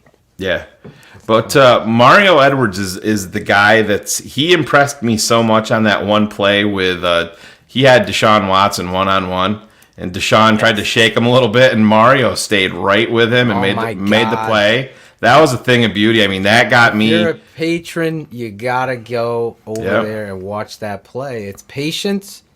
It's anticipating the play. An explosion. He's close it. Yeah. Know that there's a possibility. I'm glad you brought that up. I wanted to bring it up tonight. It was one of my favorite plays because he prepared to understand that Deshaun is going to try to juke him, and he stayed his ground, kept his leverage, and patiently went, and then he fucking tossed his ass down. It was such a great play, and the way he beat the fucking... How about the last sack? Well, that's what I'm saying, Phil. On this defense, we've seen it time and time again where guys can't win their one-on-ones. Mario Edwards is doing that repeatedly, and he's only 26 years old, man. To me, he is a piece that you can, if everything works out legally, he is a guy to me you invest in to move forward with. 100 miles an hour on the field. He's everything. We brought Lemuel up earlier talking about culture. He's everything Lemuel was talking about on those defensive linemen that are going to play that way. I love it. I'm there with you. I hope this situation fucking... Me too, man, because that would be a blow. I read it. And I think he's going to be even if they are smart enough to bring him back, if all this stuff goes to the wayside, I think he's going to be even more motivated next year because he's so close with Eddie Goldman. You know, he didn't get the chance to play with Eddie this year. College teammate, very, very close off the field. So that's going to be a lot of fun to watch, man. He's a young piece. You know, I was either going to stay on the defensive line because Bilal Nichols I could have given it to also. Yeah. With Mario, I mean, if everything checks out, you know, when we talk about cap hits and moves, right? Akeem Hicks is definitely one of those guys you got to watch. And Mario, again, if everything checks out, is definitely someone that can step in and kind of fill that void. So he's, I don't know about you guys. When I saw that second sack at first, I completely expected them to throw a flag and be like roughing the passer because you know you weren't gentle and didn't lay his head on a pillow at first, but. He's been fun for sure. Yeah, I really loved. Yeah, so Mario, game. Mario Edwards, you are my bear up. Bear up, bear down. Let me say this real quick before we move to our next segment, and having a quick show tonight. We're having a blizzard here on the East Coast. Yes, Cars. we are.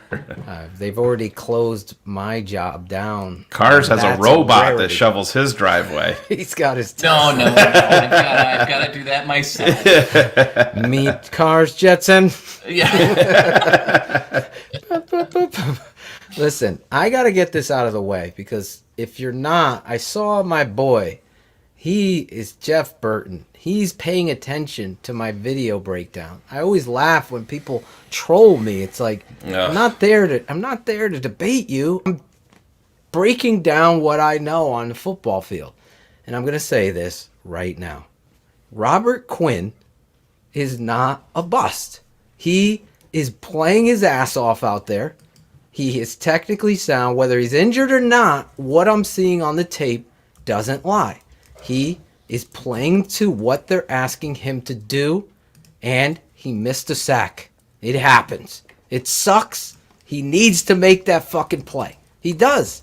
But that doesn't negate what he's doing entirely for this defense. I'm talking about game stunts where he's coming inside, and guess who got the sack because he did that? Mario Edwards. Yeah. He destroys the guard and the tackle. Go over, become a subscriber to The Tape Never Lies, www. Shayne, you could put the banner up. I'm getting there. www.thetapeneverlies. I break down the reality of tape versus Brad Biggs' story and this person's question. Now, yes, you want the sack numbers. This isn't, I'm not excusing that. I want that. But they're going three-step game. There's one play, and it became Cars a national narrative. Look at this clown, the Bears Pete. This clown just got ear-holed from the blind side by Fells, and he fucking gets hit in the temple, knocked to the ground. You could tell he's dizzy. He gets up, and I have some troll saying he's loafing. He's loafing. He doesn't even know where he is. I'm surprised he's not in the protocol. I'm telling you, listen, I cheer for the jersey. I don't give a shit. I really don't. This football player gets held by fucking Tunsil and tackled by the throat. He's going to have a sack. He's going to clean that sack. Gets held. These are the stories that you're not going to get from the blog boys. You're not. Because they want to jump on a narrative. Quinn plays his ass off out there. I'll put my reputation on it. In fact, Lemuel's in the chat room. He was talking about Robert, calling him number 94. I don't know their names. Number 94. He plays hard. That's the reality. Okay. You don't have, it's not your money. 70 million and then the sacks, right, Shayne? And they start doing it quick. His story isn't written yet. He's here, first year, with Pagano dropping him back in coverage, playing man-to-man on a tight end for fucking 7 plays. What his job is and what he's doing out there, really, to me, is it's unbelievable how harsh Chicago Bears fans are. They were the same way on Khalil Mack. They were. And I did a whole video series, and I've had several people say thank you for putting the spotlight on him. And I promise you, patrons, I am just going to put a spotlight on Robert Quinn, and you tell me what it's like to be a defensive end edge rusher when they're fucking triple teaming and double teaming edges. That makes me say Akeem Hicks needs to be better. This is a guy that's been loafing on the tape, got hurt. Detroit, he played horrible. In this game, Akeem played better. He could be dominant with this thing. And there's a reason why this fucking team is so good defensively. And if those guys on the back end played with physicality and toughness like Cars and you are like calling them out. They all played like Kyle Fuller. Exactly. If they all played like Kyle Fuller, 100% Cars, this team would be unstoppable on defense. So it's up to the coach. It's up to everybody to get that out of him. You could blame Pagano, but I am not. I will put my reputation on what I've seen so far of Robert Quinn, that it's completely wrong to chastise, and I remember Art Best telling me it was the worst pace per signing in the history of the Chicago Bears. That was his quote. I go, you forgot about Mike Glennon? Did you forget about Mike Glennon? Because honestly, there's like 15 names that we could argue over the worst. I got 5 off the top of my head. I go, come on. Robert Quinn's story isn't even finished yet. There's my little dissertation. Don't worry about fucking sacks. Look at the whole picture. Who's helping? Sign up and become a subscriber, and you'll be able to see that stuff right there. Here we go. Cars, do you want to answer David Cooper about Brent Urban? I did, because that was another guy real that quick. Brent Urban, I think, has definitely played himself into another contract. He's another guy. For his wife alone on Twitter. He should be back. He's one of the best Twitter follows, but I love that comment because he's another guy, to kind of Phil's point. You don't always see him in the stat column. You don't always see him, but he makes a play a game, right? 1 or 2 plays a game where you just like, holy shit, where did that come from? And he's been moved all around the line. So he's not someone I ever question motor on. He's not someone that I'm seeing taking plays off, anything like that. So if Hicks is someone that's gone, we talked about Edwards, Urban's another one of those names that you're going to use and see used a lot more frequently. That guy's been such a great move for a low amount of money. Yeah.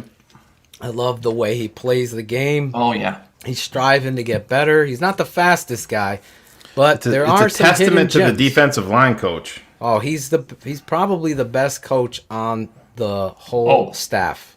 I'm serious.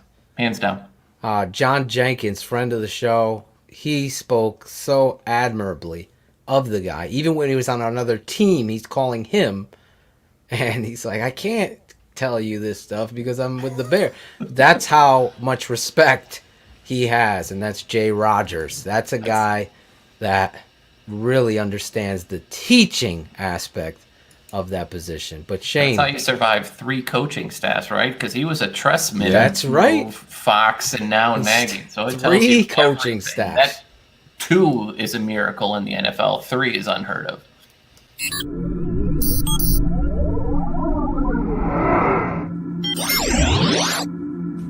Dumbest tweets of the week.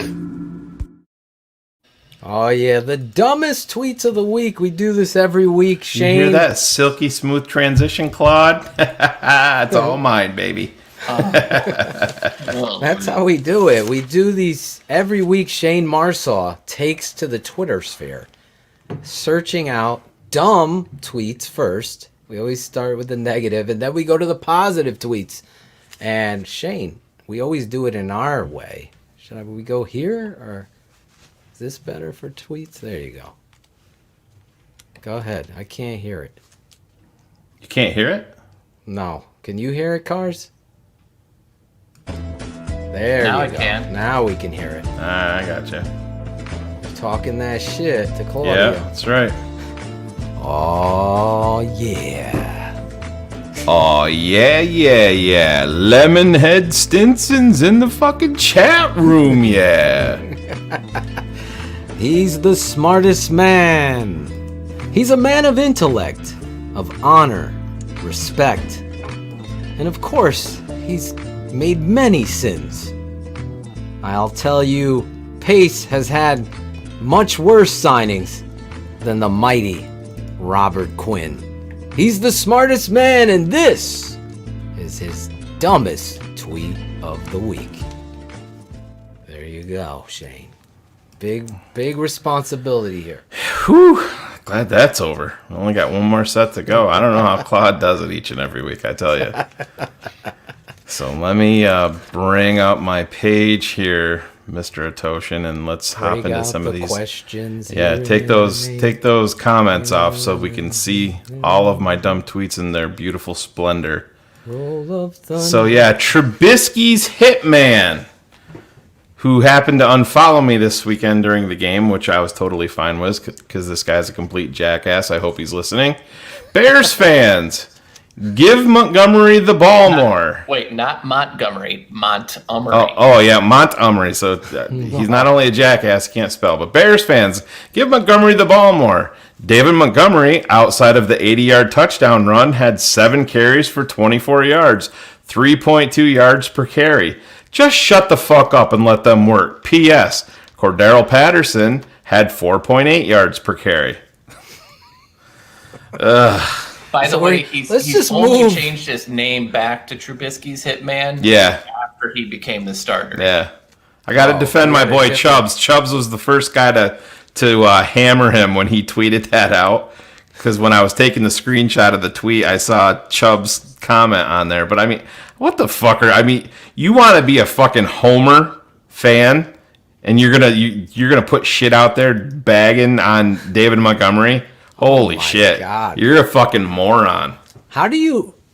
I hate, and no offense to you, Cars. This isn't even you. You would never do this. I hate nerds that. How do you just remove 80-yard run like it didn't exist? And if you remove that, then his average is 2.4. And then what the fuck is that? You take those 6 touchdowns away, Mitch Trubisky against Tampa. He didn't have any that game. Exactly. What are you doing? Like, outside of that, he did it. He did it.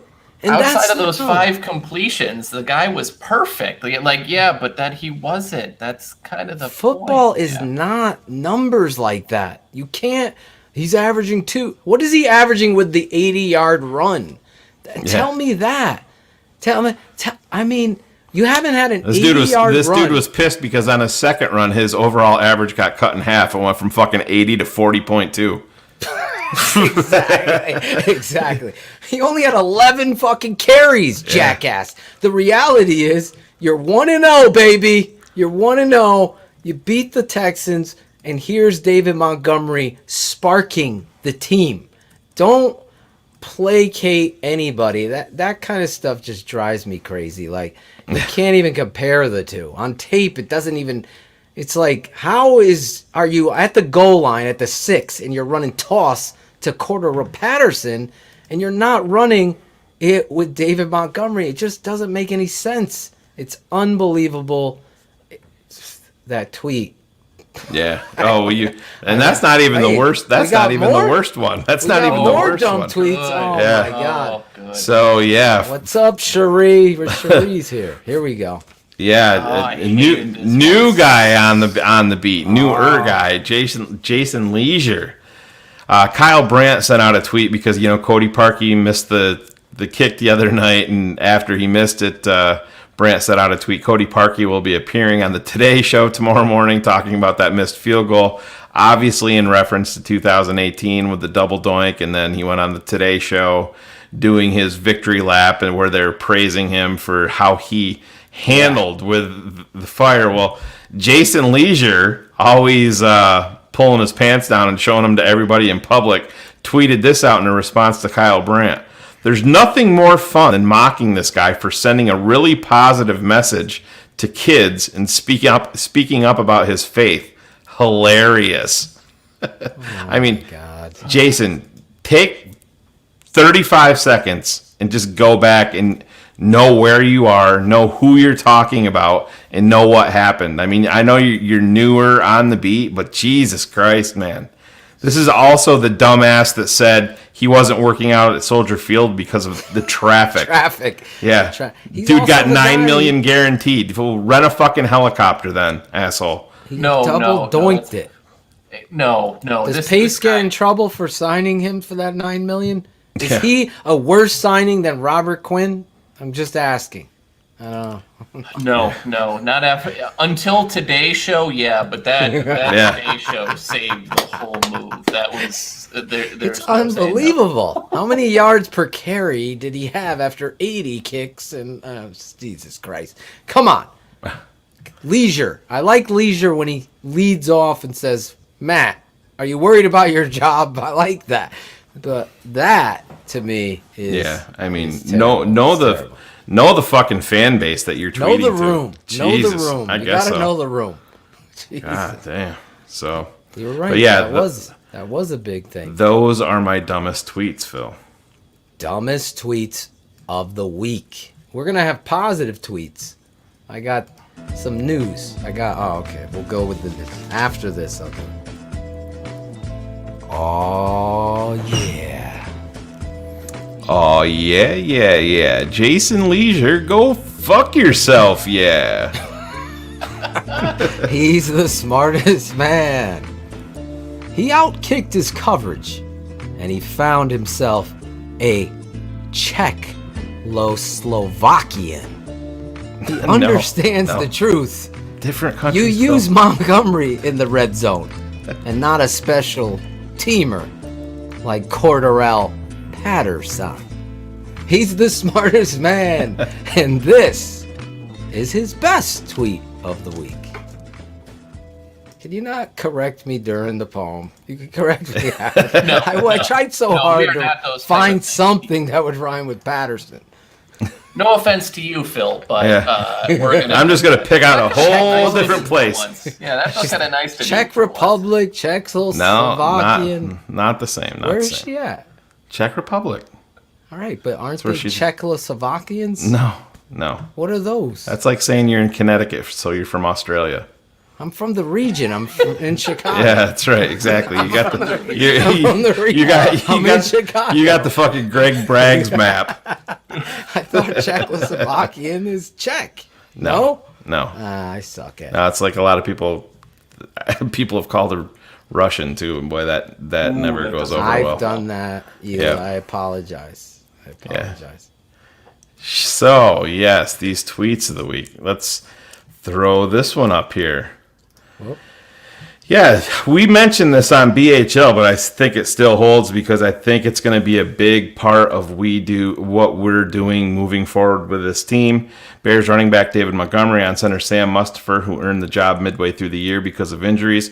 You'd think he's been in the league for 10, 11, 12 years, the way he comes at you and takes charge.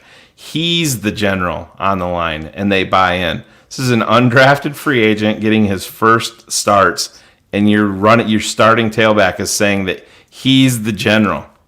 I mean, which says a lot about Cody Whitehair. Exactly. Right? I brought it up on BHL, Cars. That's a great point, Cars and Shayne. It drives me nuts, right? Because we heard at the beginning, and I'm totally hijacking, and that's just what I do. But, Castillo talked all offseason about how he wanted to make Whitehair the leader of this line. And it's not unlike, right, Mitch reading a book on becoming a leader. Some guys have it, some guys don't. And, him coming into the line and the line looking a lot more solid, I don't think is a one-off in that regards. He sets a tone. It was like Kyle Long when he was younger. He set a tone, and it's nice to see. Yeah, I like it. I just don't know who the starting running back is. I mean, it could be Patterson. I don't know what he thinks. Well, listen, if you take out all of his long runs, he's only averaging 2.7. That was Adam Rank's overrated comment of the night. He goes, "Well, when he got 72 carries and the Patriots won the Super Bowl." I'm like, 72 who was their quarterback, bro? I don't know. Adam was searching. I saw the chat room was totally against Adam. Yeah, the chat was definitely anti-Adam Rank tonight. I hope Rank comes back. You he'll be back. Your company. He'll be back. Listen, I suck at math and geography, but I know football. And yes, you do. Mustipher, to me, is stepping up and he has an attitude and a want to get better energy. I watch tape and I see guys like get beat on a play. How do they play the next play? How do they do that? That's the kind of shit I try to show you in the patron stuff on defense as well as offense, because I want you to see you have a shaded defensive lineman or nose tackle. And I'm going to have my dad and I do this on the patron side, X's with the O's. We're going to put up some plays, talk about it, and show you how difficult that is. And Mustipher's trying to do it. They're asking him to do it, and he fails at it on one play, and I show it. But the very next play, how does that player respond? Well, he goes out there, fucking totally fires out, and gets to the second level and makes a key block. That's showing me that the game matters. That's why it's so important that you guys understand narratives of PFF and these blog boys versus our network here and where we're going to stand on it. There's a reason why a lot of these people are copying what we do. And hey, I take it as a compliment. It's very telling that they mimic. It's very telling that they. And I. Sorry, I had to pause and slow down. That was pretty well played. Yeah. I didn't even get See, it. we knew there was a reason we bring him on this show. Cars is low-key fucking slaying people. That's what he does. That's what we keep it 100 here. That's right. I honestly want to take some time out and thank the fans of our network, like Jeff Burton, Otis Nichols, Jackal. We'll do that in shout-outs. Let me finish this segment first. I just want to thank them because of the things that we've asked you to do. Share it. Let people know. And in the last week, we've seen a big growth, not only on our YouTube channel. Shayne, we can't go live on our YouTube channel. Everyone keeps asking. Yeah. The reason not until why February. We have a little. Did you see the update? They put like a clock down. Did you see that, Shayne, on the YouTube studio? Oh, they did? Yeah. No. It goes, you have 60 more days. Oh, no. I guess I didn't see that. I go, at least you're was giving that on me the some app? sort. That was on the app? It was on the desktop version? It's on the desktop version. No, let's check it out. What happened again, and I told Shayne I'm going to do this. I'm sorry. I'm hijacking this part. But it just comes up, and we don't have any script. Trent Shelton, we used this video, and we gave him credit, and we were very first show. We had no idea. We're talking about loyalty and brotherhood, because we had just left the old network, and we were obviously sending a message based on that. And it was the perfect message. I mean, if you do watch the video, it was the perfect message. It was touching. It was emotional. And it resonated. So Shayne found it. I don't remember, but I believe him 100%. He was like, just put it as the audio. I put it as the video. I fucked it up then. Yeah, originally I just wanted the screen to be black and just hear the audio. But either way, it probably would have happened. It's definitely Phil's fault, but it's fine. So anyway, everything that goes wrong is we got a copyright strike. What that is, we didn't even know, is that they hold that against you and they shut down your ability to live stream on our channel for 90 days. Michael wants to know where it is. Well, we ain't airing it on here, Mike. You're going to have to look it up yourself, bro. You'll have to look it up. Trent Shelton, Brotherhood, Loyalty. Put those in and you'll find the message. And that we played in a big open. Some of you hate opens. We love them. And we have fun. And it sets the tone. That's why we do it. And anyway, copyright strike, we find out 3 months later. First strike, you get shut down for 90 days. I'm like, what is this, fucking Russia? Fucking the KGB just shut us down. It's like, oh my God. So they say in there you can fight it. And we were like, no, we keep it 100. We fucked up. We didn't even know we were fucked. We thought if you gave, because they make you take a class. I had to go to copyright class, everything. So long story short, we fucking take the class. We think it's going to be removed. We find out it's 90 days and it's driving us crazy. So I emailed Trent Shelton. I DM Trent Shelton. I call the line for Trent Shelton. I email his people and they've ghosted us. Just to remove the copyright strike. The show's been removed. That was the first show. You can't even find it. Adam Rank was on that show. And you would think that they would allow you to move on, and that's it. So when you ask, why isn't this show on YouTube? That's why we're there. So maybe if one of you fans reaches out and asks Trent to get in touch with us, just answer us. Even if it was, no, fuck y'all, whatever. But honestly, we came from a really good place, and we were spreading the message. And I always keep it 100. I said it to my father. He's very religious. I go, sometimes when you are religious, you got to practice what you preach. If you're talking brotherhood and we're sharing it, the loyalty and brotherhood message that came from you that resonated with us. You shouldn't shut us down. We weren't fucking making any money off of your words. We were giving you credit. So all we want is you to remove that. 100% credit, So we yeah. can, we even talked about his message and how amazing it was. So that is why we're not live on BHL or this show on our own channel. It drives me insane to the extent where I was like, Shayne, fuck that. We're making our own channel where it's Keepin It 100 channel. And we go live there. And BHL channel, we go live there. I'm not going to be shut down. But I guess YouTube is like that. So now you guys know the whole truth and nothing but the truth.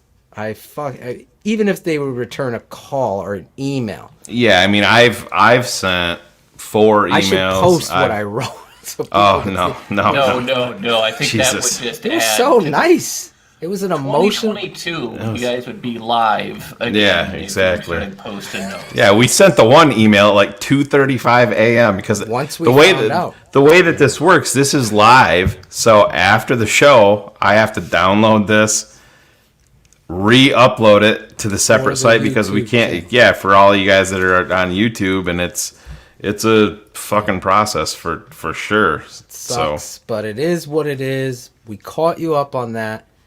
This is what we do on Keepin It 100. I'm not going to hide and try to portray. We fucked up. I apologize, Trent.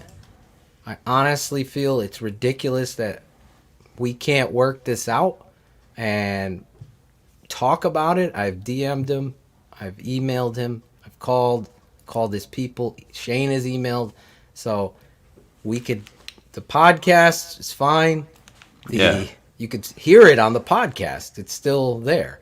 It's just YouTube pulled it off, and that's why. So we're counting down the days. We will have a celebratory show when we're back. It's going to be fun. I have some funny It'll ideas. go for 23 hours, and we'll There do you it go. marathon style, and we'll just... February what? I think it's Valentine's It's right around Day. Valentine's Perfect, Day. perfect. Yeah, that'll be about the time I'll be able to finish this tweet segments if neither one of you guys shut the fuck up. Go ahead. So Sorry. the last tweet, Phil, you're gonna have to put on your reading glasses for this one because this one's gonna fuck you up. Dropped them. Here we go. Yeah, there's our boy David Montgomery, and if you can see it, these are the next gen stats, and if you look at it, his top speed on Sunday on that 80-yard one was 20.33 miles per hour. I mean, that's He's not obviously fast, Shayne. Yeah, really. The only thing that's faster than that is the fucking battery drain on Chubb's headphones. Or he can't show up to our shows, right, Chubbs? Bluetooth 1.0 will do that too. Got the original one earpiece thing, But, you hear David Montgomery talk. He said he didn't take his diet and what he was putting into his body quite as serious as this year as he did last, or he was taking it more serious this year. As a rookie, he said, when I wanted donuts, I went and got donuts. When I wanted candy, I went and got candy. He's not doing that this year, and I think that's having a direct effect on his long speed because even in college, college is different. You're not getting, 10 inches of daylight or 8 inches of daylight. You're getting gaping holes and where you can get the long runs. The NFL, just about everybody is fast, and I was really, really glad for the kid to bust that one off because he what was the one that he had against Green Bay? Was it 6? What was his long run versus Green Bay? I can't remember. Yeah, it was. First, he had a 58-yarder against the Redskins. That was in 2019, right? He had that big run. He had a long one versus San Diego or versus the Chargers. Then he had a long run against the Chargers. 57 against Green Bay. Yeah, so I knew it was up there, but then he housed this one, and I think that football is a game of confidence. I think that's something that he can build off. But unfortunately, our head coach, he might get 7 carries this weekend. Who knows? Yeah, if you join Patreon, you could see all the shows on YouTube. We're still streaming allowed there. Yep. And we're not. Hey, we're always going to keep it at 100 here, right, Phil? Not like other shows. And we're the three best friends that anybody could have. We're the three best friends that anyone could have. We're the three best friends that anyone can have. And we'll never, ever, ever, ever, ever leave each other. We're the best three friends that anybody can have. I mean, the three best friends that anybody can have.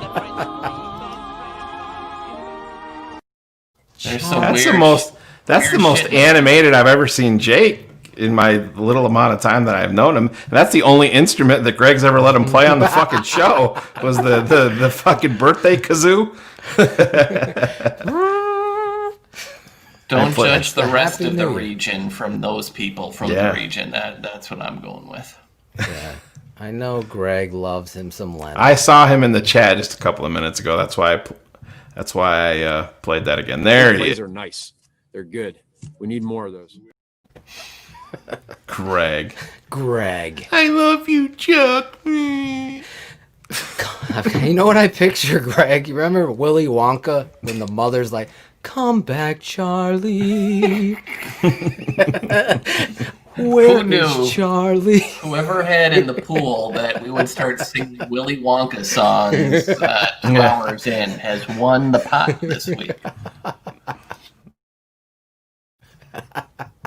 Jesus, if they win this week, you imagine Braggs if they beat the Vikings this weekend, he's going to revert right to old Braggs. Listen, if you're not a patron member, that's fine. Get over there before the 31st. You're grandfathered in. $7 a month. You're going to have pop-up shows the whole off season. The coach's firing show. Is that going to be fireworks? Black Monday. And Rank has got to be a man of his word. He's got to be a man of his word and come on. You'll have Greg Braggs coming on. We'll have plenty of guests. Obviously, Cars. Claudia will be back, hopefully. Smoke weed every day. If you are a patron, though, get over there to the TTNL shop right there, superiorembroidery.net. You can get some swag. You can put your name on the back, your number of your patron. If you're a fan of the network, you like the Tape Never Lie, you can get a Draft Dr. Phil, the Tape Never Lies shirt. You got face masks. We're going to have a Smartest Man t-shirt. We're working on a Cars shirt. Nerd alert! Nerd alert. Nerds Matter 2 is a shirt we're working on. We got a Walrus shirt. We're about to Speed Bump Charlie. You can get one of those. Cherie's got a custom shirt. So go over to the swag shop. Support the swag. Wear it with pride. I'm sending some swag to a bunch of guests. That's the new thing we're doing. So David Kaplan, your swag is on the way. Lemuel, yes, there's fat boy sizes. If Alex Acevedo told me, guys, go all the way down, scroll down. There's 3X, 4X down there. It's very, very, very, very easy. They even have what are those things? Gaiters. Yeah. Yes. Cell phone cases. The Tape Never Lies network. Go over there. If it's the Phil one, it's really cool. It'll actually interrupt you as you're on the phone. Yeah. It'll be like, hold on, wait a second, midway through the call. It says really real cool. quick every time you try to talk. Real quick. Listen, become a patron. I'm telling you, get it in there before the 31st. Christmas is up. You got a boyfriend, a girlfriend, fiance, a wife. Buy it for them. Be a part of the network.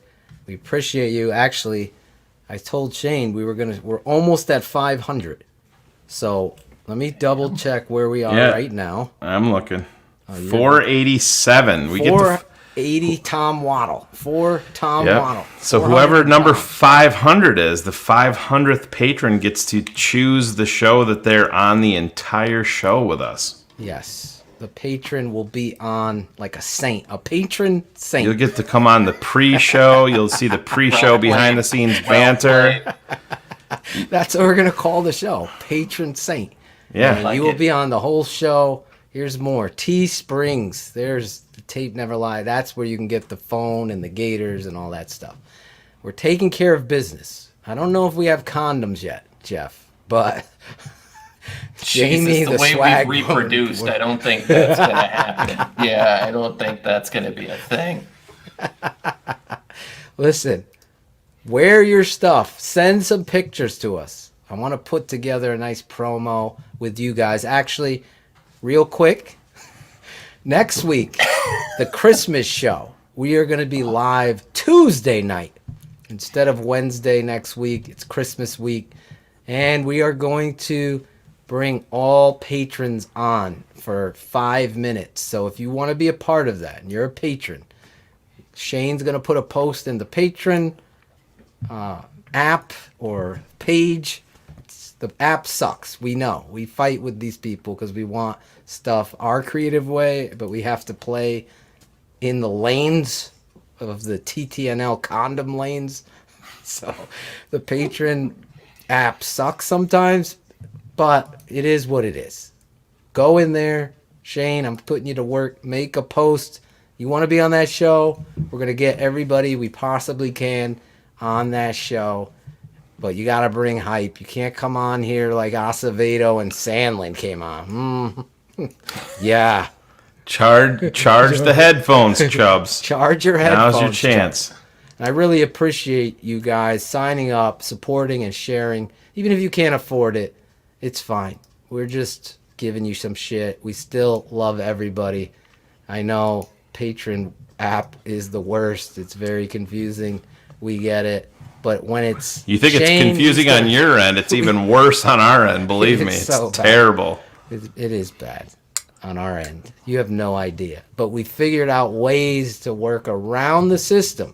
It worked real well with YouTube. Floby. George, I am totally in. It's got to be Cars' the face. First one that will go out. It's got to be Cars. The Cars suck cut. That's what we're going to call it. Well, listen. Have we got all of the business side? Was there anything else before we go to the predictions? I got to do the BHL promo. It's the best Chicago Bears postgame show on the planet, bar none. It's Bears Hour Live immediately after each and every Bears game with host Shayne, the smartest man, and draft Dr. Phil Otosha every Sunday, Monday, or Thursday, immediately after Bears games. Your guys, Draft Dr. Phil and Shayne Marsaw are live on Bears Hour Live. Subscribe to the show via the Tape Never Lies Network, which can be found on YouTube, Facebook Live, Twitter, and Twitch. It's the best Chicago Bears postgame show on the planet, Bears Hour Live. Oh, shit! Oh, yeah. Bears Hour Live, Claudio. Shouting out you. I wanted to shout out real quick, just send some blessings. Jim Larison and his family have been also dealing with COVID. I know the Keep It 100 crew, without that guy, we're not even on this network. And his family and him, I know it's been weeks of them dealing with it up and down. So, Claudio, I don't know how many average per carry, but average COVID per the TTNL has been pretty high because you got two of our guys that have had to deal with that. Actually, three. The swag man. Remember, I wasn't supposed to say it, but I did say it, but I didn't know. Thankfully, Phil, they can't block this one because you are not protected by HIPAA violations or have to sign anything. So I think we're all right. We ain't paying Acevedo, so yeah, that doesn't quote. We're good. You can throw him under the bus. Acevedo's had so fucking curtains Jim in his Larison, house. And we got Claudio. Three of our family have had to deal with it. It's very tough. I know some of you listeners and fans of the show have also had to deal with it, and our prayers are with you, seriously. I try to answer every person that DMs me or asks me a question or whatever. If you're dealing with something and you're having a difficult time, I'm keeping it 100 right now. You could reach out to me. I know Shayne's always open, Cars, whoever you want to talk to. Life is too short. If you're dealing with shit, it's too hard. I know a lot of people come to our show to laugh. We keep it 100 too. We're serious. So reach out, no problem. I totally appreciate some of the stories that Shayne and I have received about what we do here and how it helps your life. That means a lot to me, truly. I don't give a fuck that he smokes weed. They all smoke weed. Smoke weed every day. Update on Claudio. The weed has actually helped him. There you go. Excellent. There you go. So anyway, where are our predictions? Where is that? I'm looking for where is it? Is it gone? The predictions? Oh, right there. The bold predictions. Oh, there it is. Sorry. Please excuse me. I spelled prediction Boy, Claudio, wrong. it looks like it's not so easy. You weren't going to use it this week. You weren't going to use it. No, remember? Even if I fuck up, you gotta have it for the listener that's listening in their truck, as well as somebody the visual. And Cherie would be pissed. I can get her verified for you if you want. If I didn't play this to open our last segment tonight. I mean, if I'm going to root for a team, I want to give it all I got. Next play. Pass. Pass. Pass. Pass. There was no rhyme or reason. Drove down the field. Mr. Montgomery breaks a huge run. If he scores on the run, you don't got to worry. But you do got to worry because he gets tackled at the freaking 15. There was no rhyme or Next reason. play. Shotgun.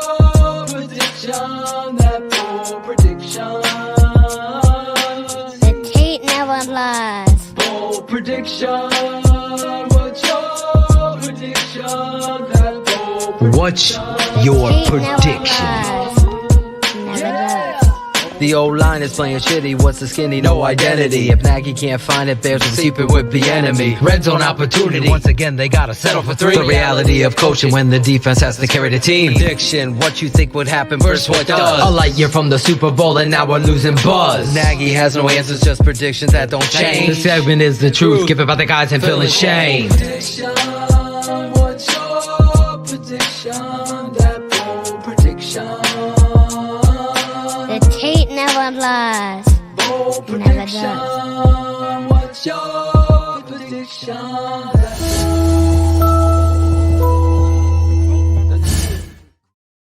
There she is. She's fired up. I'm happy.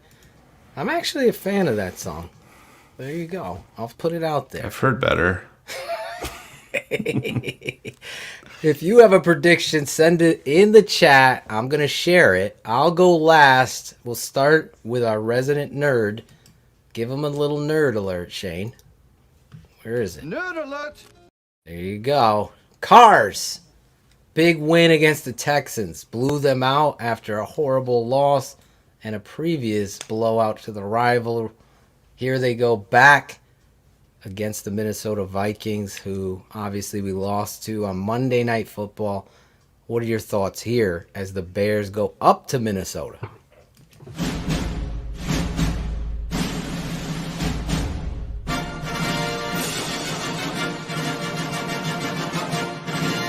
I don't give a fuck.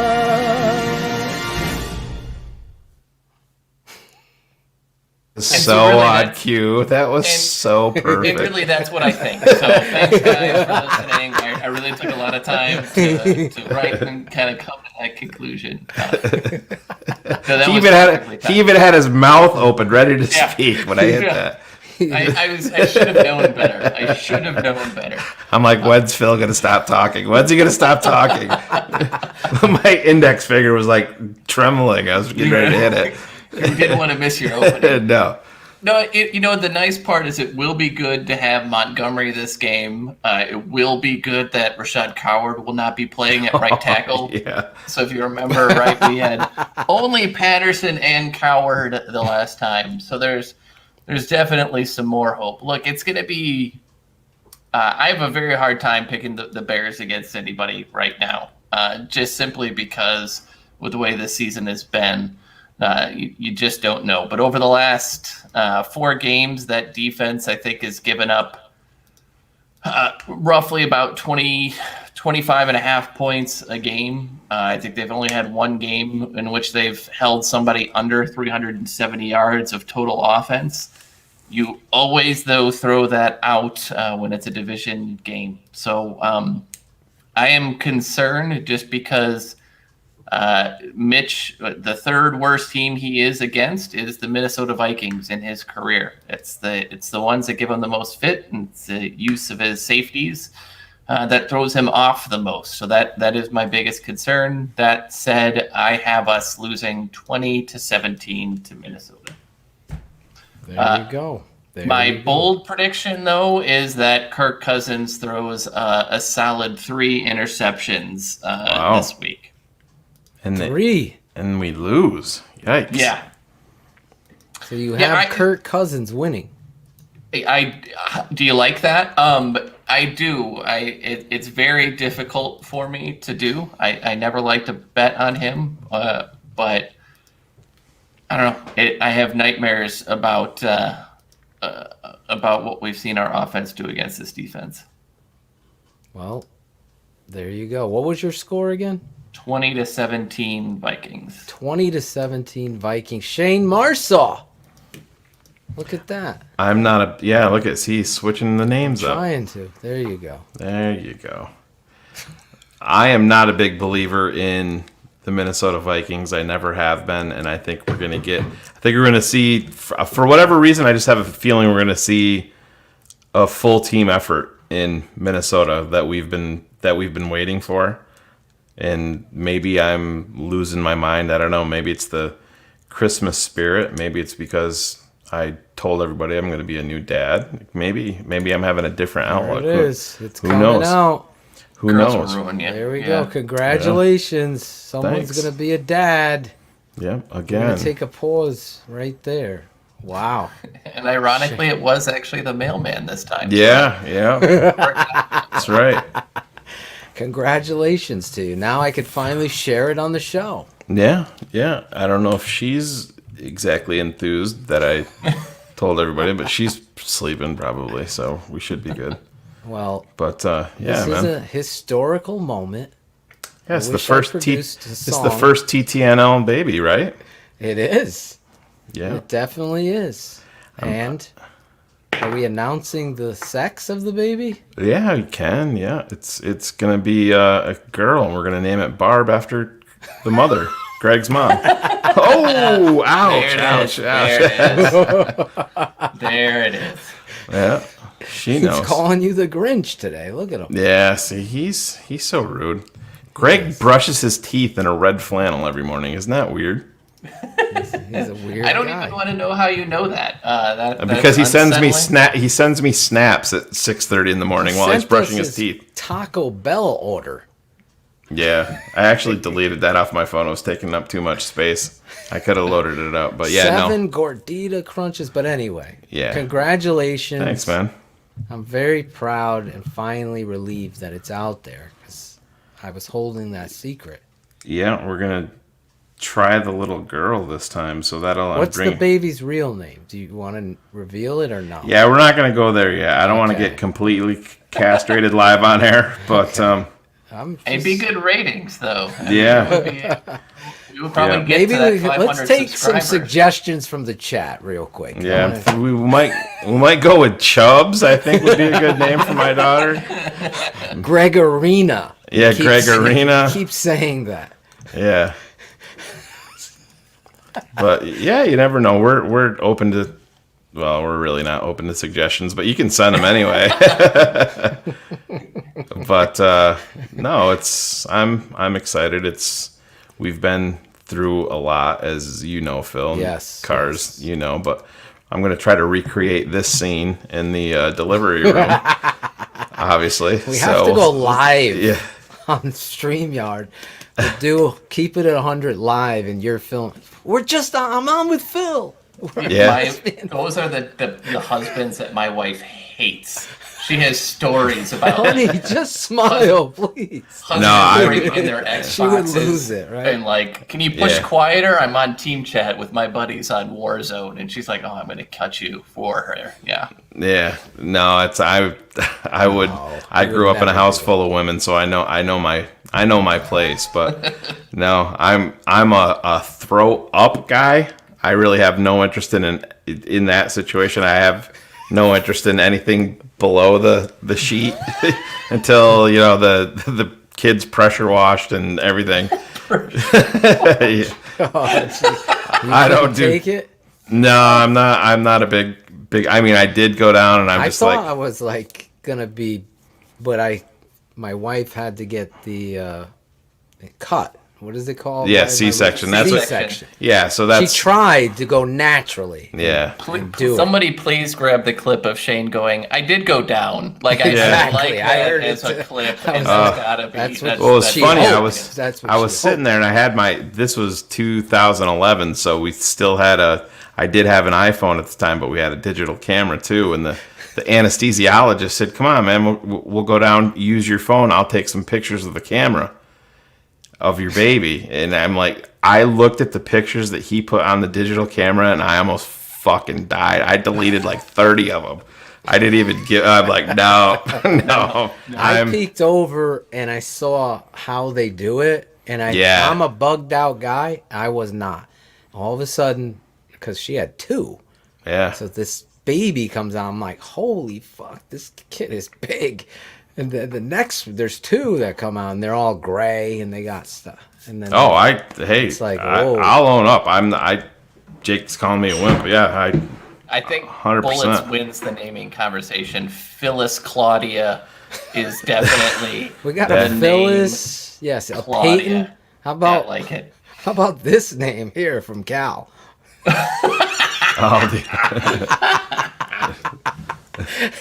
That'll be it. I'm gonna go with a hard no on that one. Jordan Marsaw, Phyllis, Peyton. No, nobody's close. Listen, they tried. Virginia McCaskey, I think would be a great Ginny. She's Shayne's like, Phil, you said Guinea. I go, I'm a fucking Italian. I don't care. Shit never bothered me. Never did. No. Yeah, we did the C-section the first time, and that was. I remember Ela saying like, "Can you ask when they're gonna start?" And I like peeked down. I'm like, "Oh, they started. Your shit's all out of you right now." I'm like, they've got some good drugs for that stuff for sure. Yep. Yeah, they do. No, I'm not good with that stuff. I'm not good with heights. Yeah. And gross things. Are you the guy like when your friend gets hurt or something, you can't stop laughing? Well, no, that's like Ela is like that. Like I'm a dude that will like if I'm really really sick or whatever, like if you have to like if you're gonna puke or whatever, you gotta get up out of bed real fast and get into the bathroom. Like I'm the dude that gets up really fast and I go right back down and I'll fucking pass out. You know what I mean? Yeah, and I did that one night and Riley was just a baby and I went face first into our dresser and I broke my front tooth. I didn't know what the fuck was happening. I remember waking up and Riley was screaming and I look and I'm like, there's fucking blood all over the floor. And I look up and there's Ela getting up out of bed and I'm like, oh, she's going to come save her boy. She stepped right over top of me and walked in the bathroom and went to the bathroom, came back, stepped over top of me, got in the bed and went to bed. But yeah. That's how we rank and for many reasons. Yeah. Rank these. It was going to be a hit tonight. Greg is right. He finally said something smart because I'm glad I'm not a woman. Yeah. If men had to have babies, there would be no babies. Nope, fuck that. Yeah, tough job.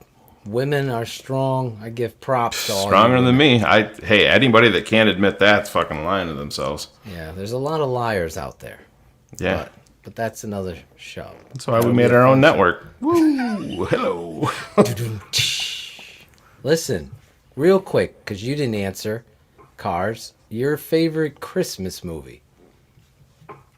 This one goes out to Ryan Cox. It's Die Hard. That's okay. Adam rank you now too? Listen. Yeah, absolutely. Die Hard. It's a Wonderful Life. I love that story. I love that movie. Gives me that. My actual favorite one is Polar Express. Right, from like when it's an actual Christmas theme. Big fan. That's a great movie. And It's we have crazy the when you train. realize that Tom Hanks. Yeah, we've done that here too. But it's crazy when you think that Tom Hanks did just about all the fucking voices in that movie. It's nuts. Yeah. It's nuts. Santa Claus is coming to town, Cherie says. Elf is great. Look at this asshole. Who's this? Oh, right. Oh, God. It's just, I think he just does it for attention. I don't even think his point. mother likes him. Batman is not a Christmas movie. Elf is excellent. Have you watched on Netflix the movies that made us, and they do the Christmas ones? Yeah. They do Elf, and Chris Farley was the one they wanted to play Elf, and it's so cool. I love those. If you are not familiar with them, check out the movies that made us. They did Home Alone and Ferris Bueller's Day Off. They've done a bunch, and I know Alex Acevedo's favorite, Dirty Dancing. Yeah, did that. Yeah, Nobody puts baby in a corner. I triple dog dare you. I think that's overrated. Christmas Really? Story? Yeah, not a fan. Oh my God! It's like I can't because it's on TBS like it 12 just all repeats. day, yeah. But that's what makes it.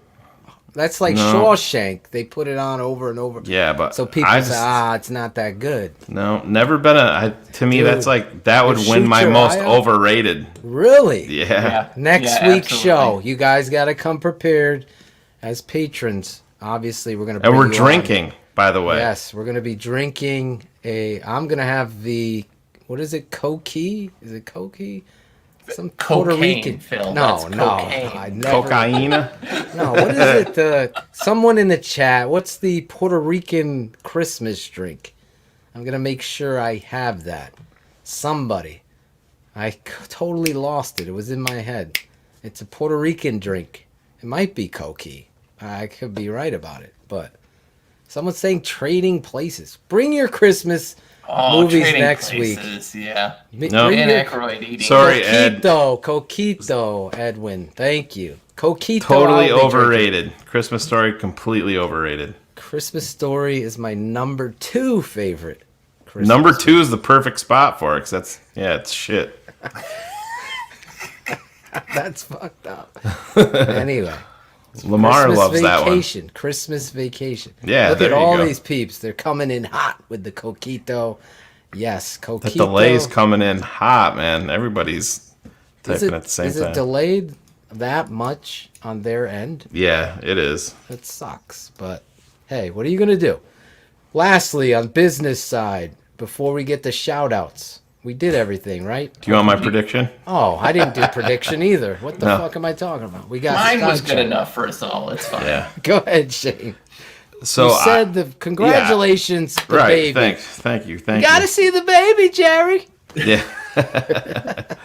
No, I think for whatever reason, I feel like we're going to get a full team effort. We're going to see the Bears on a fast track. We're not going to see them on the Soldier Field grass. They're going to be a faster team up in Minnesota. And I'm going to pick Chicago 27, Minnesota 17. I think Mitch is going to. I think Mitch is going to come out and surprise some people. Even though I'm a little leery on that because I think that they're going to obviously scheme to make him uncomfortable. But I think I saw a little bit of pissed off Mitch, and we'll see what happens. And hopefully Nagy can stick to David Montgomery, because even if you might have 3 or 4 runs where you're not going to get anything, but Matt Bowen spoke about it on the Hogan Johns podcast.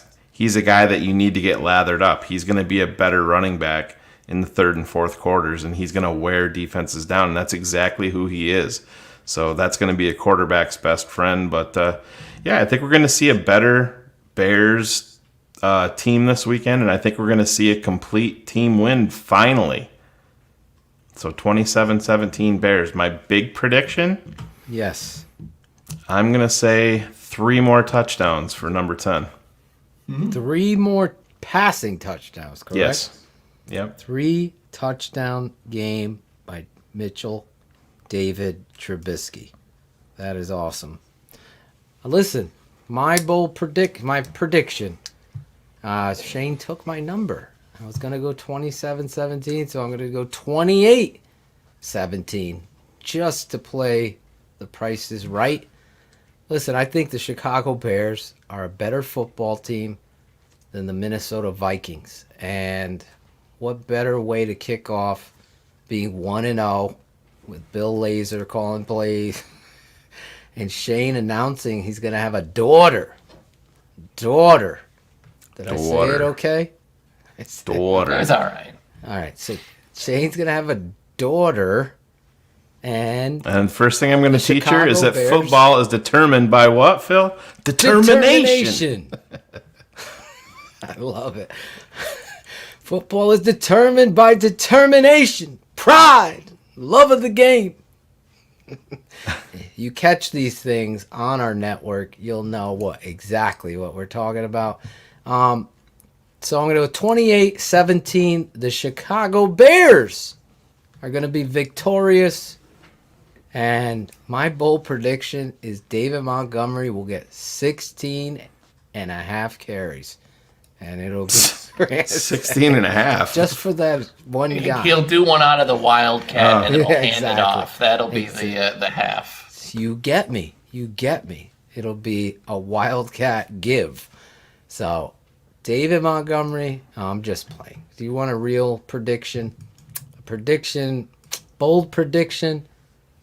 I'm going to say Robert Quinn gets 2 sacks. Oh, boy. This Sunday. That would be bold. 2 sacks this Sunday for Robert Quinn. That'll be my bold prediction. So 28-17 Bears. We'll be here live right after the game on the best post-game show on the Bears on the planet. And it's proven. You guys have tremendous. Hopefully you join me and Shayne right after the game. We'll be there bringing you on. You want to get on the show? Shayne already has a few people lined up for the show. Look at Sandlin's bold prediction. Back-to-back carries for mine. Sad but true. That's too bold. That is way too bold. If you find that David Montgomery gets back-to-back carries, please tag me on Facebook, and we'll all have a laugh on that because I haven't seen it yet. I'm waiting for the rhythm to be allowed. Remember, the rhythm is going to get you? Yeah. I was just about to say, it's the great Gloria Estefan There you said, the rhythm is going to get you. Hopefully this guy allows Big it. plays are nice. They're good. We need more of those. Yeah, we So, need more. yeah, more of we're them. still at 487. So if we can get to 500, Phil, by the Christmas show, whoever number 500 is, if They'll be on for the whole show. if they want to choose, they get to can go choose. on. But if it's going to be a fun show, I mean, we're going to be knocking back some drinks, just kind of chilling. We'll talk some football, but it's just going to be kind of a fun night, and we're going to have. You got to be a patron to come on, though. Favorite Christmas song. Yep. We got a bunch of questions for you. You have to be a patron to come on, so there's one way to look at it. That means Greg Braggs will not be on the show, Phil. I know. He hasn't taken the dive, and he hasn't supported us. It's unbelievable to me. He could spend fucking $48 at Taco Bell. How many sevens go into 48 cars? So 7 times 7's 49. I think you gotta ask Mark 6. Shimura. Oh wait, no. Sorry. I just got that. That was very well. Cars is low key dropping fucking nukes tonight. I fucking love Cars. Oh, holy night. Anyway, shout outs, guys. Shout out. We've gotten our predictions. I want to shout some people out tonight. Shayne, do you have anybody you want to shout out? I'm gonna shout out the little lady upstairs for doing all the work. As you guys know, she's still working full time, obviously, but been very, very sick. And like I said, I'm glad that I'm not in her shoes because I see what she's going through every day, and it's not fun. So I'm gonna shout her out in case she's in hearing distance, so it'll make me sound good at least. Give me some brownie points before Christmas. But no, it's been a tough go for her with this pregnancy, and it's no fun, man. Phil, you have too. You guys have heard me talk about it, and it's been stressful, and she's a lot tougher person than I am, I'll tell you that. Yeah, really good shout out. I mean, you never lose any points if you shout out the wife, but with your situation, it's even bigger to do it. Oh yeah. Maybe someday you'll be off the couch and back upstairs. Yeah, maybe. That would be nice. Spencer Strong shout out segment. We had obviously great news with Spencer, his dad Ryan Cox. Every week we do this to honor a patron. Oh, he is a patron, Gregory, and he understands the support he gives doesn't go unnoticed. Always trying to give back to everybody that's a patron. Want to get you on the show, obviously. Want to get you, if you want to be on the show next week, the Christmas episode, Tuesday night. No guests, keeping it raw. Going to be talking about football, everything. Going in bareback, getting pregnant. We're going to have a lot of fun. Make sure you're in on the Patreon app or go to the website and let Shayne know. We're going to put a little post in there, almost like a sign-up list. Remember in college? Yeah. Like ping pong, you had to get on the... Yeah, just a heads up for anybody that is using, that is a patron. We have to post a link that you're going to be clicking on to come into StreamYard. So, Let me tell you this. You'll have to give us your email or your cell phone or a DM on Twitter, on Facebook, you gotta have your whatever. Headphones and a smart device or a computer, and you'll get this link. You'll type in your name, you'll follow the directions, and then you'll pop up, and we're going to be hitting them off. We're going to actually get a timer, so we're going to keep everybody on a set regimen. Could we do that for the regular show? Yeah, wouldn't that be great? We're doing good tonight. We're getting there. All right. Let's wrap these up.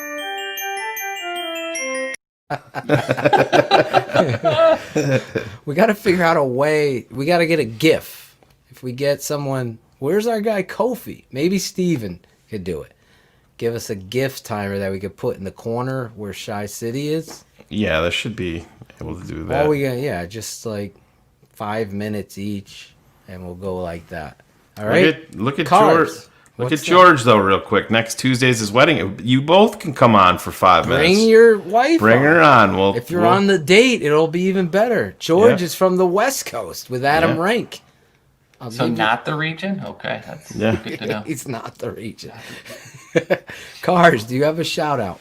So I have a few. Edwin Lopez, whatever you are on every week, I want it shipped to my house every time. I don't want you to take it personally. Do you want me to put your address up on the screen, Cars? Yeah, please. I just know that I say and do everything just to upset you. It is my pride and joy. Also do want to shout out Ryan Cox for his horrible take on Die Hard not being a Christmas movie. Ryan, I love you, but you are totally wrong. You've never been more wrong, and you're just wrong. But other than that, I'm just here to never tell any lies, and that's really the way I'm gonna roll with it. Beautiful, I love it. Listen, this is a season of giving. Obviously, the Bears we live and die with. We break down the tape. Obviously, if you're not a patron, if you are a patron, it's in the Patreon app. It's up. The tape never lies. It's also on our YouTube channel on the offensive side, the condensed version. If you're not a patron, go over there and sign up. Appreciate you.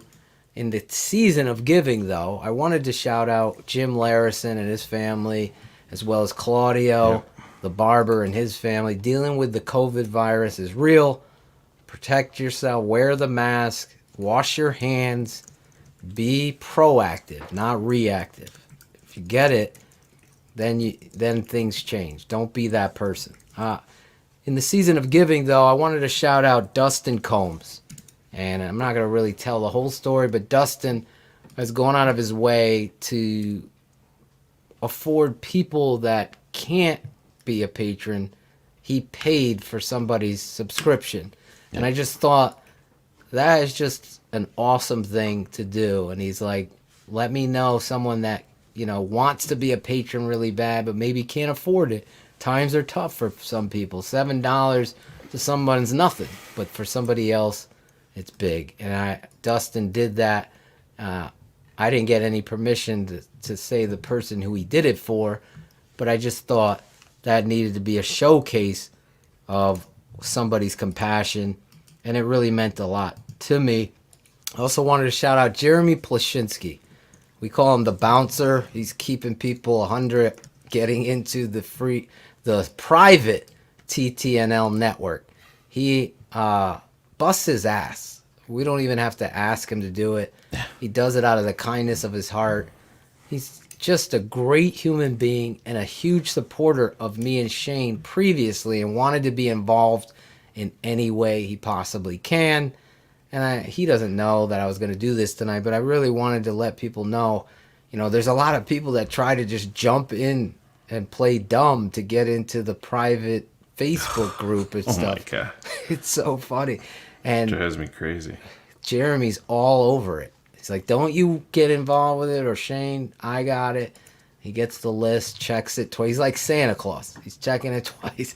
But those little things, because of what we're doing, and I hate to sound like that guy, but I want you to put things into perspective, that there's a lot of work that goes into editing and cutting tape and breaking it down, producing it, downloading it, uploading it. Just that stress that Shayne and I have. Like, right after we finish, Shayne's going to be stressed. If this fucking show, will it get up on our channel? It drives me insane every day just to fit it on my phone to get it up. So those little things that somebody else on the team, our team, does for us without even asking them, mean a lot to me. So I wanted to thank him for that. All of you guys in the chat that go out of your way, Edwin, Alyssa, Brian Chambers, Chris Jackal, Ed, Kevin Wood, Jake Baker, Chubbs is here Cherie, Sandlin, Bear Truth 9, Tony, I saw you, Will Hill, all of you guys. Obviously, I truly appreciate the support. All the guests on BHL last week were awesome. Just tremendous. All of them patrons. Billings, Dre, and my boy. Why did I just lost his name? He was in the chat. I'll just call him, isn't he Tennessee? James. James, thank you. Fuck. Breadman. Yeah, Breadman. You guys were awesome. Keep it up. Make sure you guys know, get in touch with Shayne or me if you want to be on BHL, obviously, and this week into the chat. Yeah, it'll be a post on Patreon, and if you want in, reply to it. Leave me where you want to be alerted of the link. It's going to need to be a Twitter DM, cell phone, wherever. You got to have your headphones and your mic ready to go, because when I send you the link, we're not going to wait around 5-10 minutes for you to get your stuff ready. Everybody be ready to go. Jump in. I think we can have 10 people on at once. So if you're in the chat, in the waiting room, we'll bring people on one at a time. Phil's internet should be fucking glorious. That happens. Hey, it's been good. Not during the rank interview, it wasn't. No? No. Oh, you didn't tell me. Yeah, no, it was, well, I didn't want to, the audio was fine. Your visual was... Was it? Very distorted, yeah. Fuck. I thought I had a great night. Now you ruined it for me. Yeah, I know. It happened again. It did. So now I know it's got to be something on StreamYard then, because tonight all the numbers look great. Yeah. Anyway, let's end the show how we began it, with a little Christmas outro. And you guys have a great night. Anybody want to say anything else before we leave? Buckle up. 3 more weeks to go. There you go. Hi, boys and girls. It's your boy, Draft Dr. Phil, bringing you a funky dope Christmas track. Have a fire, Coach Nagy Christmas will be the best day of the year. Bears fans know that he must go. No identity makes it clear. In year 3, have a fire, Coach Nagy Christmas. Tired of the lies at Hallis Hall. George needs to do the right thing too. Have some balls and fire them all. Oh no, the BU show, center stage where all can see. Nagy talks down to you, another blowout on national TV. Have a fire, Coach Nagy Christmas. Bear fans need some cheer. No more swaggy, have a fire, Coach Nagy Christmas this year. Have a fire, Coach Nagy Christmas will be the best day of the year. Bears fans know that he must go, no identity makes it clear. Have a fire, Coach Nagy Christmas, tired of the lies at Hallis Hall. George needs to do the right thing too, have some balls and fire them all. Oh no, the BU show, center stage where all can see. Nagy talks down to you, another blowout on national TV. Have a fire, Coach Nagy Christmas will be the best day of the year. Oh, by golly, have a fire, Coach Nagy Christmas this year.